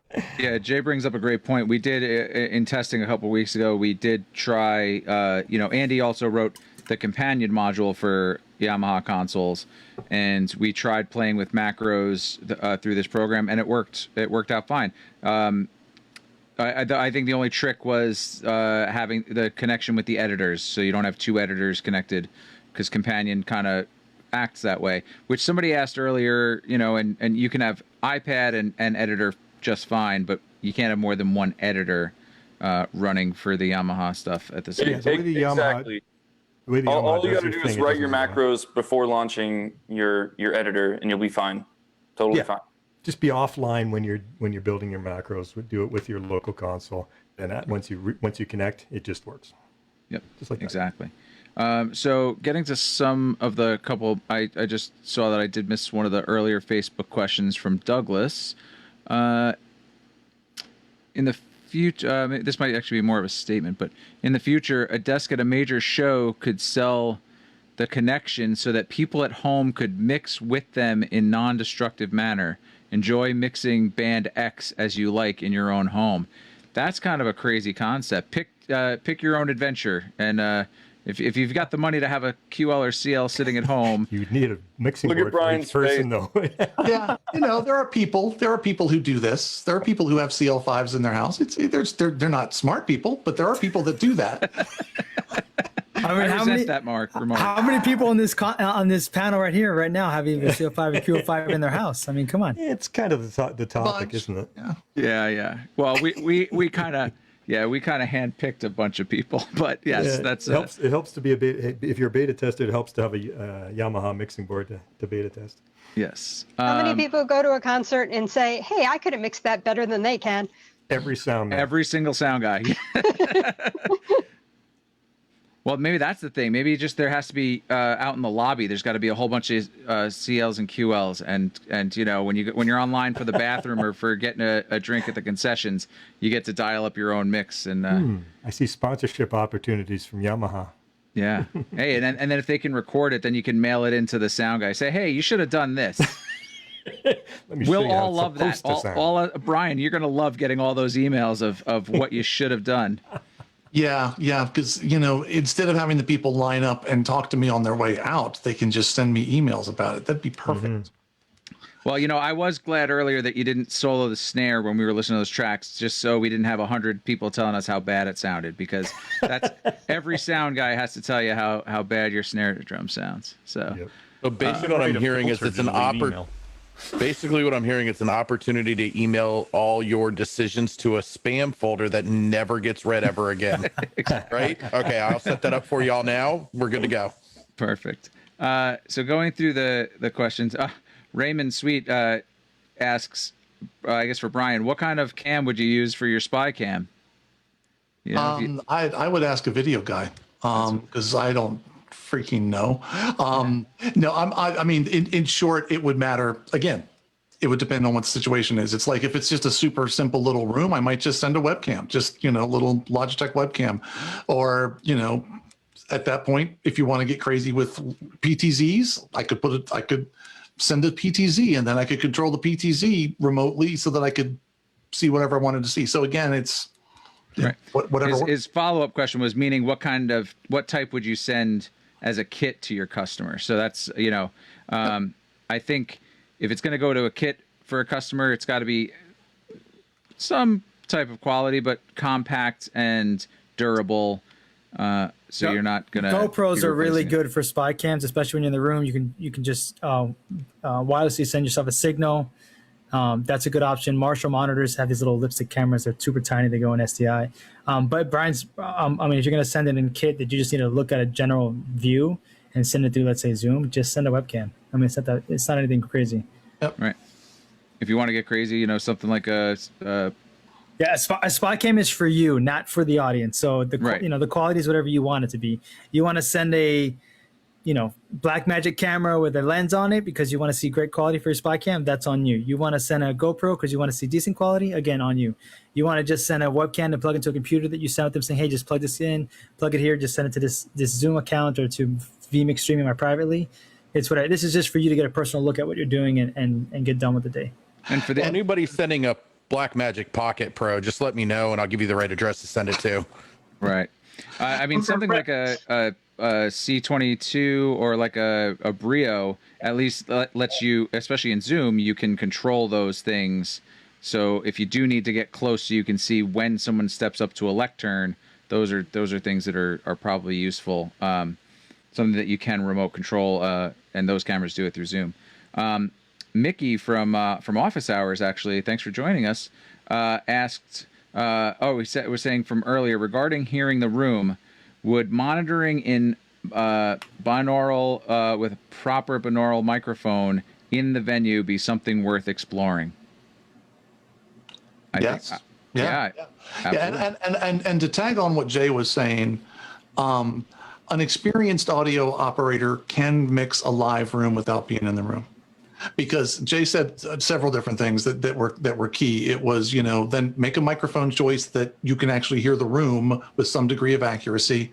Put some sort of objective level meter on it so you can actually tell what it's actually, because there's 10 different gain stages between that microphone and your headphones. So you want some sort of objective way to measure what that is. But yeah, I think a binaural microphone, shipped directly to you to headphones would be a really cool thing. Yeah. I mean, I still think I'd want some sort of objective. The meters are the key right there. If you know how to read meters and you're used to looking at meters every day, and as you said, the objectives you need to hit, a binaural microphone would be just fine. I use, the video guys will think this is cool, I use NDI all the time to monitor plugins or meters that are running in remote locations, just so I can look at them. And then depending on the location, it could be a shotgun mic, or I've used wireless mics and then made sure the companders were shut off so that those weren't affecting my levels. Just absolutely, binaural mic would do you just fine. So just to kind of get through some more of these questions, Tom Halpin again asks, do you need the editor open for it to connect? No. Nope. Yeah, and just to expand on that slightly, the whole purpose of using the editor when you're using the consoles, the main thing that drove that idea was to have a 100% confirm window into the FAR console, so that I push my fader, the fader on the other end moves, and then that console talks to the editor and the editor moves. So that means if I see the editor move on my screen, I know for certain that the far console actually received the command and it actually executed it. So it's sort of a, no matter what, I know when I move something here, if I see it change on the editor, it definitely happened. Everything past that that comes along with, oh, I now have an editor and I can do all these other things, was sort of a, oh, bonus. But the primary thing was seeing metering and having a 100% confirm that what you're sending is actually getting through. Yeah, that is excellent. That's like feedback in a control system. So you know that you've made that change and you have that confidence. It's beautiful. Well done, Andy. Yeah, yeah. And from a troubleshooting standpoint, if you're looking at the local console in editor, you can see their patch too. And that's important because your patch may not be the same as their patch, and you might be chasing your tail to solve a problem. And then you can go look at their patch and go, oh, I'm using different Dante channels or whatever it is you're using that's different. Yep. Good thing. Amar asked, I probably missed this, but can you control a QL1 or CL5 with just the editor and not have a local console? Yep. Perfect. I love short answers. Chris from Facebook asked us if I think he joined it late. Can you give us just a general recap of what's needed to make this work? 2 consoles? Question mark. 1 console and the software and an internet connection or a local area connection. Don't forget you can run this within a local area system. So that you, I think you're still looking at UED. Did you change your view there? Sorry. What do you want to look at? I don't know. Did you want to look at me while I was talking or not? Doesn't matter.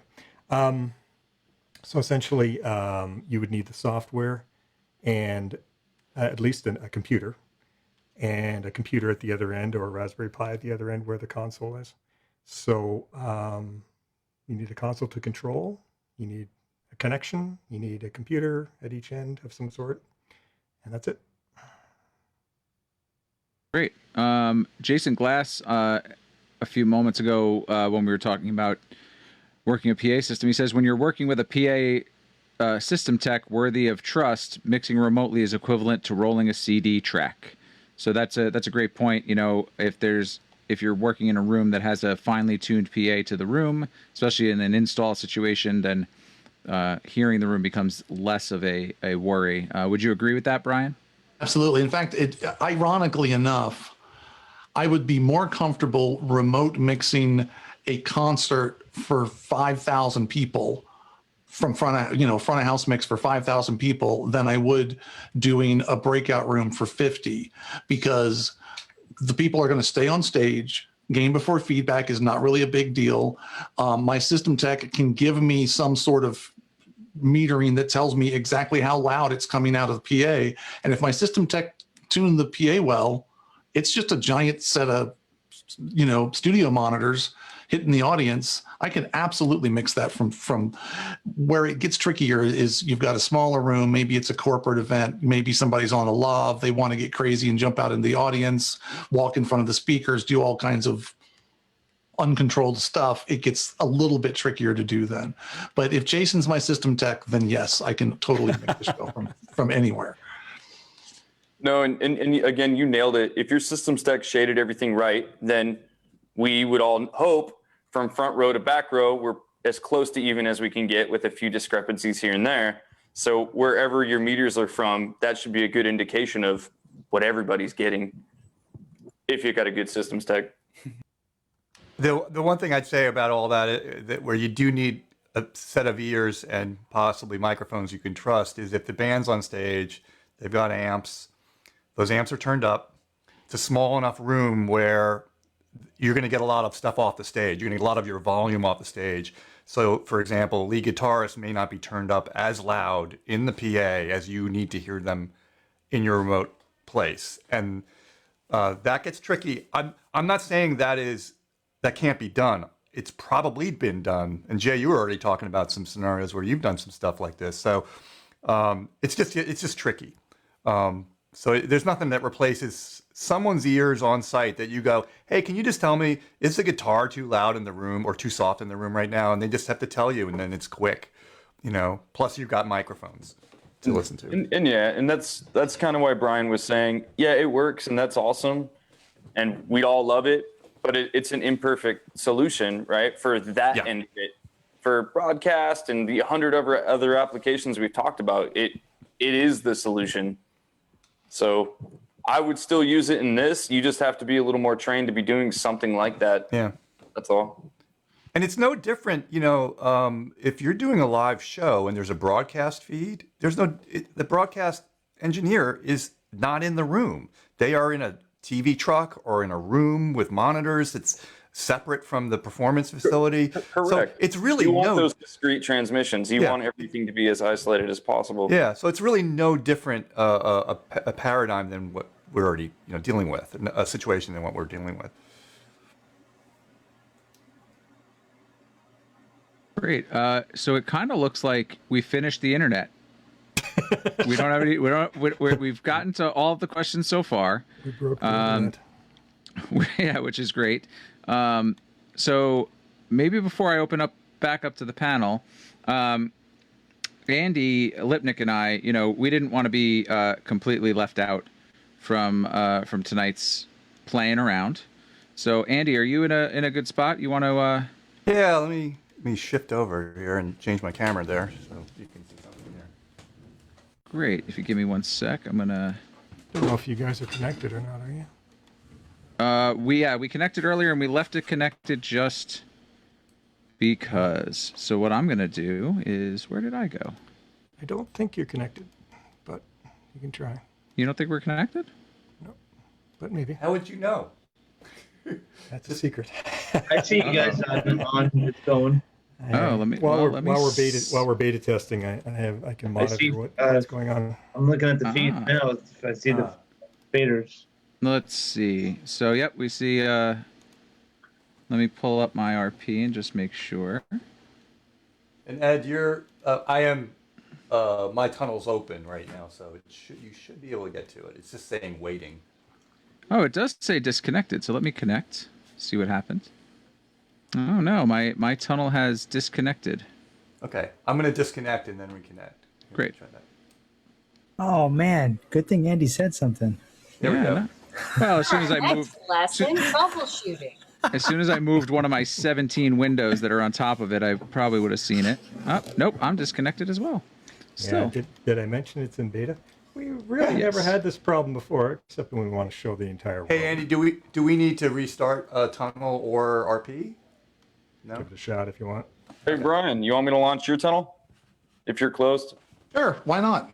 Sure. You can see this one. What possibly? So you're launching my tunnel, so I should go RP on my end. Correct. And theoretically should see you. Correct. I'm gonna relaunch my RP. You don't have any other tunnels open, right? I don't. Cool. And I'm not gonna relaunch tunnel until you restart, just to see if it works without me restarting it. Welcome to live production. There you go. It has not reconnected yet. Okay. I tried reconnecting. 205 console found. Waiting for remote command. Ah, interesting. Two. Well, here, let's do this. Here, I'll restart my tunnel. Yeah, restart your tunnel and we'll see what we get. So this is the fun of doing things live. You test things, you test things. I think my server has just shit the bed. Or sorry, est the bed. So I don't think you guys are gonna have much luck. Oh, it's your server's problem. I'm changing over from one type of server to go. I'm going to be going to DigitalOcean where I can. It was working a earlier. little more, and I'm afraid to say, guys, that you're probably going to be out of luck until I get that new server up and running. Oh. Maybe Chris can help me with that. That's a shame because we had it working earlier today. Yeah, I think it's my cheap host that has crapped out on you. So. Now that you got all these users, you gotta bump it up. That's right. I need more beta testers to help me with that. I will say this one thing about this though that I was really impressed with is that how, considering we're in beta, this thing works great. I mean, Jay, you already said you've used it. No, I wouldn't. What better way to use it than in a real scenario? Yeah, So, but I mean, it's Andy, really you want to functional. switch your camera back? Yeah, hold on. Yeah. Yeah, no, it's worked fantastic for me. I don't want the audience to ever think that this is anything other than extremely efficient. And there's even a help menu in there. Like Andy built a help button in there. Like if you, for some reason, have a problem, which you shouldn't, you can click the help button, and he's written tons of stuff in there to guide you through this. And yeah, the first time we started doing this, I told Andy, I said, hey, just treat me like I know nothing at all and see what can happen. And we were up and running in 5 minutes. So it's a fantastic piece of software, man. I'm a huge fan. Yeah, no, this is yeah, exactly. It's super easy once you get it, once you understand it. Andy did the same thing with me. He wanted to see if I could figure it out, and that was in an earlier version. And there was like one thing that was confusing, and immediately he fixed it, and it was not confusing anymore. So, yeah, and this is just another piece of his. I call it Andy's mind benders at this point. Yeah, I'm just looking at my server logs. It's definitely my server has crapped out. So I guess I was all ready to update and I didn't do the update because I didn't want to change anything before this show. And I really should have gone ahead and changed servers. So I'm sorry, everybody that wanted to see the connection. So Andy, a bunch of people have asked it if you're looking for more beta testers. I definitely am interested for sure. So please do contact me at my email address. I also want to have a list of people that are interested in using the software when it's released. But people that want to try it out and test it for me, I definitely want to get more different usage cases because we try what we try and then somebody else tries it and they go, oh, I tried this other thing, and I may find a little tweak or a bug or even get some ideas from people that they go, why could we do this? So yeah, the more the merrier. Please email me. I'll keep you on the list. I'll get back to you. And we were here at AV Tech Talks. We were just really excited about this software. I've been working with Andy since the summer on this as a beta tester, just letting him connect to consoles and playing with it. He's the mastermind behind all of this. I don't want to make anyone think I did anything other than sit in my chair and press some buttons. But it was, phenomenal, tons of fun to play with this and see these things work. And then for me to say something like, hey, what about this? And he's be like, let me see. And then a week later we get on another Zoom call and he's like, oh, now let's try that. And it happened. So this has been great. And we wanted to bring it to you, even though it's still in somewhat of a beta, because we're so excited about it and we see that it has such potential uses.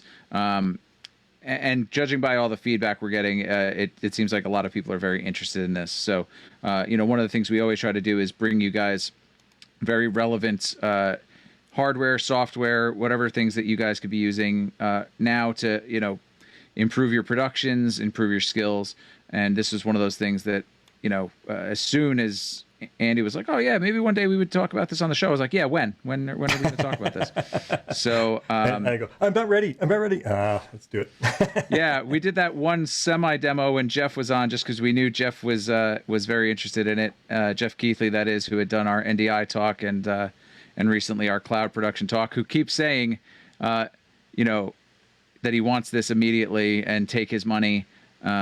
And he also just said, if only you knew someone that can deploy workflows in the cloud. So I think he's offering to maybe assist with your servers. Oh boy, I could use some help. Yeah, that's something I've had to learn. But like a lot of things, it would be a lot easier with somebody who already knows how to do that stuff. Yeah, yes, and that the community we talked about earlier, that we're all about connecting the right people to get things done, especially in this time when everybody is trying to up their game and we want to try to help everybody together. So we're actually at 9:00. I don't mind going heavy for a minute because I do want to just kick it to the gallery one more time and just ask our panel for thoughts.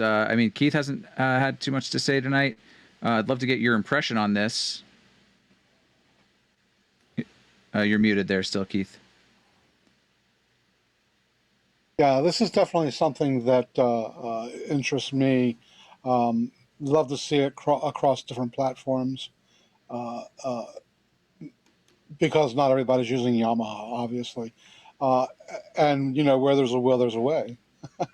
So, so Andy, you need to get on the next. Yeah. So can I On the finish this one first? Yeah. I've only spent 6 months on this one, so Well, you got if you 6 don't more. mind, I could. I'm just kidding. Yes, I definitely thought we right at the very beginning we all thought, hey, let's make sure that this is going to be capable of working on other platforms as well. Right, and I mean, I see like definite. You know, I teach, and I can definitely see a use for something like this, especially in times of COVID. I would also like to. I'm wondering if it could work from editor, like without a console, to an editor, just like for teaching purposes. What do you mean? Like, you know, if I had a Editor to student editor? remote, if I had a remote student with an editor, and I had an editor. Well, editor doesn't pass any audio, so you would just do that with a screen sharing system of some Yeah, kind. that's true. You wouldn't need any software for that. That's true. Yeah, you're right. No, duh.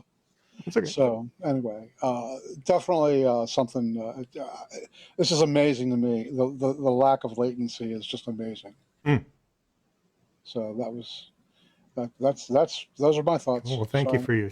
for your thoughts. It's awesome. Great. Is there anybody else on the in the gallery that has any other thoughts? I'd love to see. You know. Oh. Really like the Raspberry Pi idea with sending that out as a kit, just like you would a Switch or part of the rig, and then you took it further with the camera. Would the camera be able to be used with the Raspberry Pi possibly, or is that too much? What are you thinking of? Like connecting a USB camera The or something? spy cam. Oh, yeah, exactly. Something simple. Nothing. I don't see why it wouldn't be, as long as you're not overriding any protocols that he's setting up in the Raspberry Pi. So if you're just using a RTMP server or some type of remote in server, you can definitely piggyback that webcam on the back end to visually see what's going on as well. Yeah, and some Raspberry Pis also you can add a built-in camera. It's part of one of their modules. Yep. So you just have it as part of it and just essentially use that as your spy cam and your box to connect. 2-in-1 right there if you build it right. And for what it's worth, in the very early parts of testing, but I'm sure I know that it would still work. I was creating a second internet connection out of my house just to actually test things by simply using my phone as a hotspot. So you could literally send a Raspberry Pi with a hotspot and a webcam and tell them, take this Ethernet and cram it into the back of the console, and you would have control over the console. Like it's a very low amount of data. You don't need a huge amount of bandwidth in order to do the control part. As soon as you start passing a lot of audio, a lot of video, maybe we're in a different thing. But if you keep your video bandwidth low, you keep your audio bandwidth low, and you're just doing control, yeah, you could do it with a hotspot. It would Build it into the doghouse. Then I don't even have to plug in the Cat 5.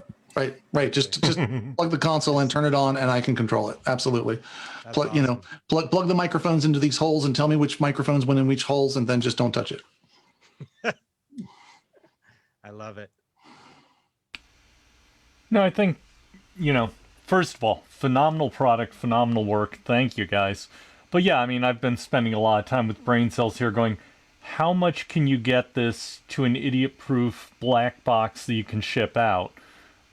Certainly getting the control connections easy. Does it make sense to figure out a Raspberry Pi solution that'll take the Q buses from the console? I'm just trying to figure out how one box you can make something that you can ship out to the less Raspberry skilled Pi people. part of it, like to get the audio into the Raspberry Pi and then have it stream that over the internet, I think that's asking a lot of a Pi. Yeah. Pull that off. But if you just have any computer at all, any cheap laptop or something like that, as long as you can put an Auntie virtual sound card on it or something like that, then you're golden. So yeah, a Pi, I think that's asking a lot for it to stream the audio and stream the video and all that stuff as well. Not a Pi B 8 gig. Yeah, you can do that, streaming video. You're talking 8 gigs, and it's a 2.1 gigahertz quad core armchair processor. I don't think I don't see why it would. I don't think there's a Dante virtual sound card for Linux yet. There's been people working on an Yeah, open but source with version. Raspberry Pi, though, you can run Linux into Windows RC, which Dante Virtual Sound Card connects to Windows RC because that's what it's connecting to. So it's definitely possible. Cool. So Raspberry Pi, with a little bit of work, you could make it an all-in-one box for sure. It sounds Very like Chris is just He's signed himself on to the development team. Sounds like you got someone to make a little black box for you there. How cool. Sounds a great idea. I didn't think it was possible, but Yeah, with the newer one, it would have to be the 8 gig ones because the 8 gig ones have the 2.1 gigahertz quad ARM processor in them. So it has a lot more bandwidth and could handle everything that's going through that CPU and everything like that. You might be able to squeeze it out of a 4 gig one because it still uses a 1.8 gigahertz quad processor, but it's definitely So it could be possible. Aram just pointed out this is where a USB Avio comes in handy. Yep. Because the Raspberry Pis have exactly USB on them. Good point. We'll have to start buying those up again. Yeah, I just got one recently for my third computer. I was going to mention, and this goes to Justin's point about trying to make this more idiot-proof. Frankly, I think your order of operations when you're working with someone on the remote and local end, that is critical. And I will attest that I and Ed and others in this group who've been testing this product will forget, for example, we have to patch. Like Ed and I today were testing, and I didn't have Ed's microphone when he grabbed I didn't have his microphone channel when he grabbed my scene. And it's like, duh. So the order of operations with this really matters. I think if you're going to work with someone on a regular basis, it's really good to have a standard operating procedure. You do this first, this second, this third, and then you won't have nearly as many issues around that. And yeah, Andrew, you're gonna talk about this because I know you've talked to me about this. Brian and I figured out the other day that, boy, is it a lot easier to just treat your local console as a control surface. Don't put audio through it. Like, if you do, great, you can do it, and it will work, but you really added an extra layer of complexity when you try to do local audio within your control surface. If you think of it just like a MIDI controller or a fader box, then you're golden. You're not gonna screw anything up. But if you want to do both at the same time, not that you can't do it, you just made it more complicated. So you do have to kind of, okay, let's talk about this ahead of time. Who's going to patch what, and how's it going to go, and let's make sure we've got a communication happening. I think if Ed and I were to do this all over again, because we did talk about that, like he should just remote control my console. Then the audio would just be over Zoom. Over a different audio interface. Like I have a Scarlett here. That would have been fine. And then I don't have to worry about, I can't hear this anymore because he's made some change. With me controlling your console, it would have been me who had to, I would have had to take some other microphone in because my microphone goes through my console and Dante's into my laptop and all that. And what I ended up doing was, once we were disconnected, I made the connections I needed to get my audio back in, and I went back to my other scene. I made a channel library so that I had all the stuff that I needed, dumped that in, and then, any of the other effects that was going on, the primary source, for example, I just set that up separate once I already had Andy's scene. So I put it on unused channels so that I could make that happen. So it is possible, but yes, it does add complexity to what you got going on. So with that, I do want to say, because another nugget from Jason Glass, remotely possible is the SM58 of post-COVID professional audio engineering. If Gordon Ramsay did audio, he'd call it simple, fresh, delicious. So that can be your new tagline there, the Andrew. Check's in the mail, Jason. You nailed it. So this is great. Andy, I think you just found your marketing director. Mm-hmm. He's not busy at the moment. I think he can possibly help me out. That was worded really, really well. Perfectly so off cuff. So that was great. Simple, fresh, delicious. Yeah. So I've got the gallery up. If there's any last words from the gallery, otherwise I think we can call it. It's a little after 9 Eastern time. I just want to say thank you, everybody, for your encouragement, for your support. It's been amazing. I could not possibly do this without all the help that you guys have given me, testing and giving me your feedback and everything. It's been amazing, amazing journey. Thanks, Andy. Seriously, it's huge. We're good friends, man, and I know how much you have put into this. This is great. Everybody's gonna love this, man, and I'm glad everybody could see this product. Thank you. What he said. My pleasure. You heard it here first. I mean, yes, and that's why I brought it to our group, because it's something that really excites me as a product, as something as a solution. It's not just a product; it's a solution for right now the world we're in, and we have no idea how long this is going to extend. So this really opens the doors. I've got clients right now who I can't wait to get a tunnel put on, a computer in their studio at the shop, connected to their QL5, so that I can sit here and not have to go to their shop anymore, and I can do all the mixing from home and still get the job done for them. And I had one client who said they actually couldn't bring me in as an audio person. The job, somebody in-house was able to do it, the owner of the company, but it was because they could only have 10 people in the studio, and the client wanted to bring a certain amount. They were already up to 8 people, and they said, listen, if the client decides to bring 2 more people, then I'm stuck. So, with something like this, it would get me back in the game, at least for that sort of situation. So I think that's, for me, it's going to be great. I think a lot of people are going to be in the same boat. Bob said we're witnessing history in the making from Facebook. Thanks, Bob. We would even be able to go one step further with that, because I'm just over here thinking about the Pi situation with making it an all-in-one console. You have that 7-inch touchscreen display with you right there, don't you, Andrew? Mm-hmm. There's a way you can mount that in the console and have that remote in on a Raspberry Pi through the remote networking, to where even if they screw up the Raspberry Pi, you can fix it remotely to have visual on it. So it would be an all-in-one kit that you can control remotely regardless. You wouldn't have to. We need to talk, because that's definitely something possible that we can do. Time on your hands and you want to help me with that project? Yeah, I already have Pis here, so I'm going to start reach out to me and get me that software for that, and I'll get it on a Pi, and I'll send you the source coding for it and everything, so you can try it out yourself. Hey, we're all going to be thousandaires. This is amazing. Who says you can't work from home in AV? Yeah. Great. Very so exciting. this is great. I'm gonna get us going, because it's 9:15. I'm gonna start calling it an evening. Next week, join us again. We have Rocco DeSanti is coming back again, and what's Bodie saying here? What's Bodie showing? Oh, it lights up. Nice. Got a side. That's so. It's for the kids. So this is what you guys have helped accomplish through the AV Educate and my streaming world. $275 so far, trying to reach a goal of $500 by the end of the year. Wonderful. Cool. Great. Post that link for us if you can, Chris. And I'll get it over in the, or if you want to post it right into the Facebook, that'd be great. Yep.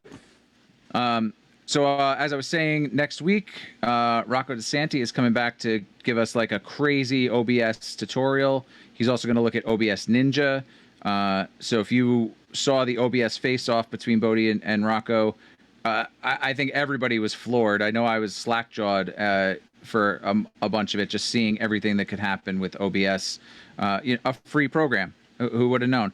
So Rocco's going to come back and show us some stuff, give us I think he's basically going to do like a start from nothing kind of tutorial to get everybody up to speed. So if you know nothing about OBS, go download it. I know that I just got a notification. Me and Rocco will be having a little showing at the end of something that he helped compromise through my stream with a couple of things as well. So there's a little caveat at the end that you're going to want to hang out for. It's actually pretty freaking badass, if I have to say so myself, and it's one of a kind on Twitch. Wow, that's awesome. Cool. But I'm learning things as we go. This is the beauty of live. So yeah, join us for that. And then I know we have something at the end of the month. I'm forgetting it right now, but we will tell you all about it next week. Christmas. Yes, yeah. After the Christmas holiday. Presents and things. Right. Omar, can you just let us know real quick, what do you got coming up this Wednesday on the AV Educate podcast edition? Yeah, so in the podcast edition, we have a return of Amanda Brady, who's going to be talking about the difference between being run by your business and running a business. We had her on a few, I think it was last month. We had her on. We got a lot of positive feedback about it. People asked a lot of questions about business, and she was able to answer it. Her business is to help startups run as a business properly. So it's a great resource to just ask any question you have about where you're at, how you want to get there, where you want to go with it, and just change your mentality a little bit to understand the difference between, because sometimes it's confusing to know when the business is running you and when you're actually running your own business. And she's kind of helped there to clarify some of that, and to, if you have any questions, she's openly giving that out. And then she gives you a way to contact her as well if you guys want to go further with that and just kind of counseling with that. And then just to bring back in, at the end of the month, we're going to do a watch out / LED demo is what we're doing at the end of the month here on the 28th. So stay tuned for that one.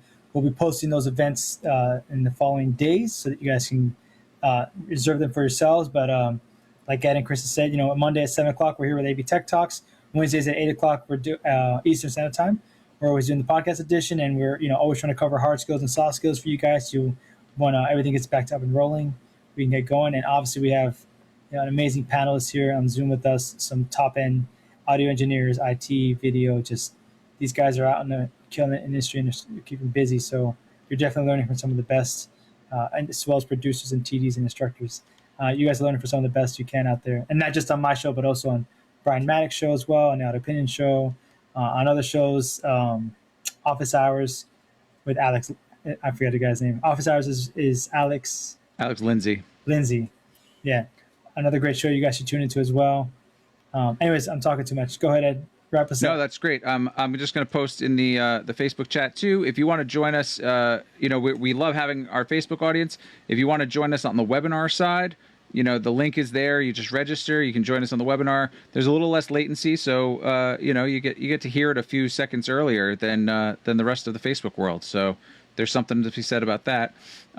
Plus, we tend to open the door a little earlier, and there's been nights where we've gone quite a bit later. So you get some of those behind-the-scene things. So join us on the Zoom webinar.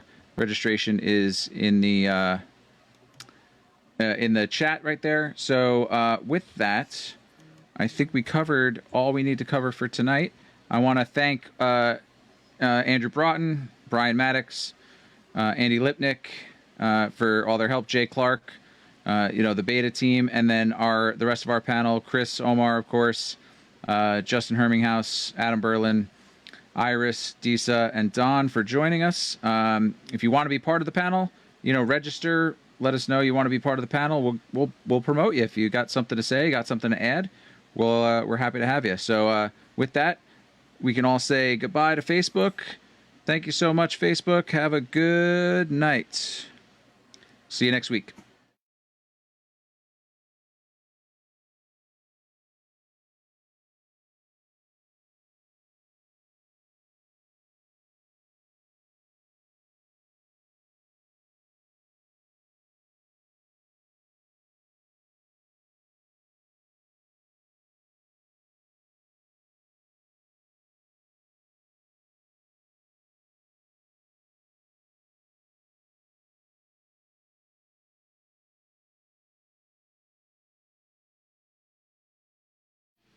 I'm just going to put it at the... Still 20 people there. That's it. Guy Cochran's firing us. Yeah, right now. So... And he just said thank you. He literally just said thank you in the chat. Oh, well, sorry. So actually, just so everybody knows, we're back live audio-wise on Facebook. Sorry. DVE Store, again, thank you for your continued support. They help us get our resolution bump. So we appreciate everything they do. Guy Cochran, as we were kind of joking, great guy. He would never fire us because he's just so nice of a guy. And, he can help you with all your AV needs, dvestore.com. Thanks again. Catch you next week. Sorry.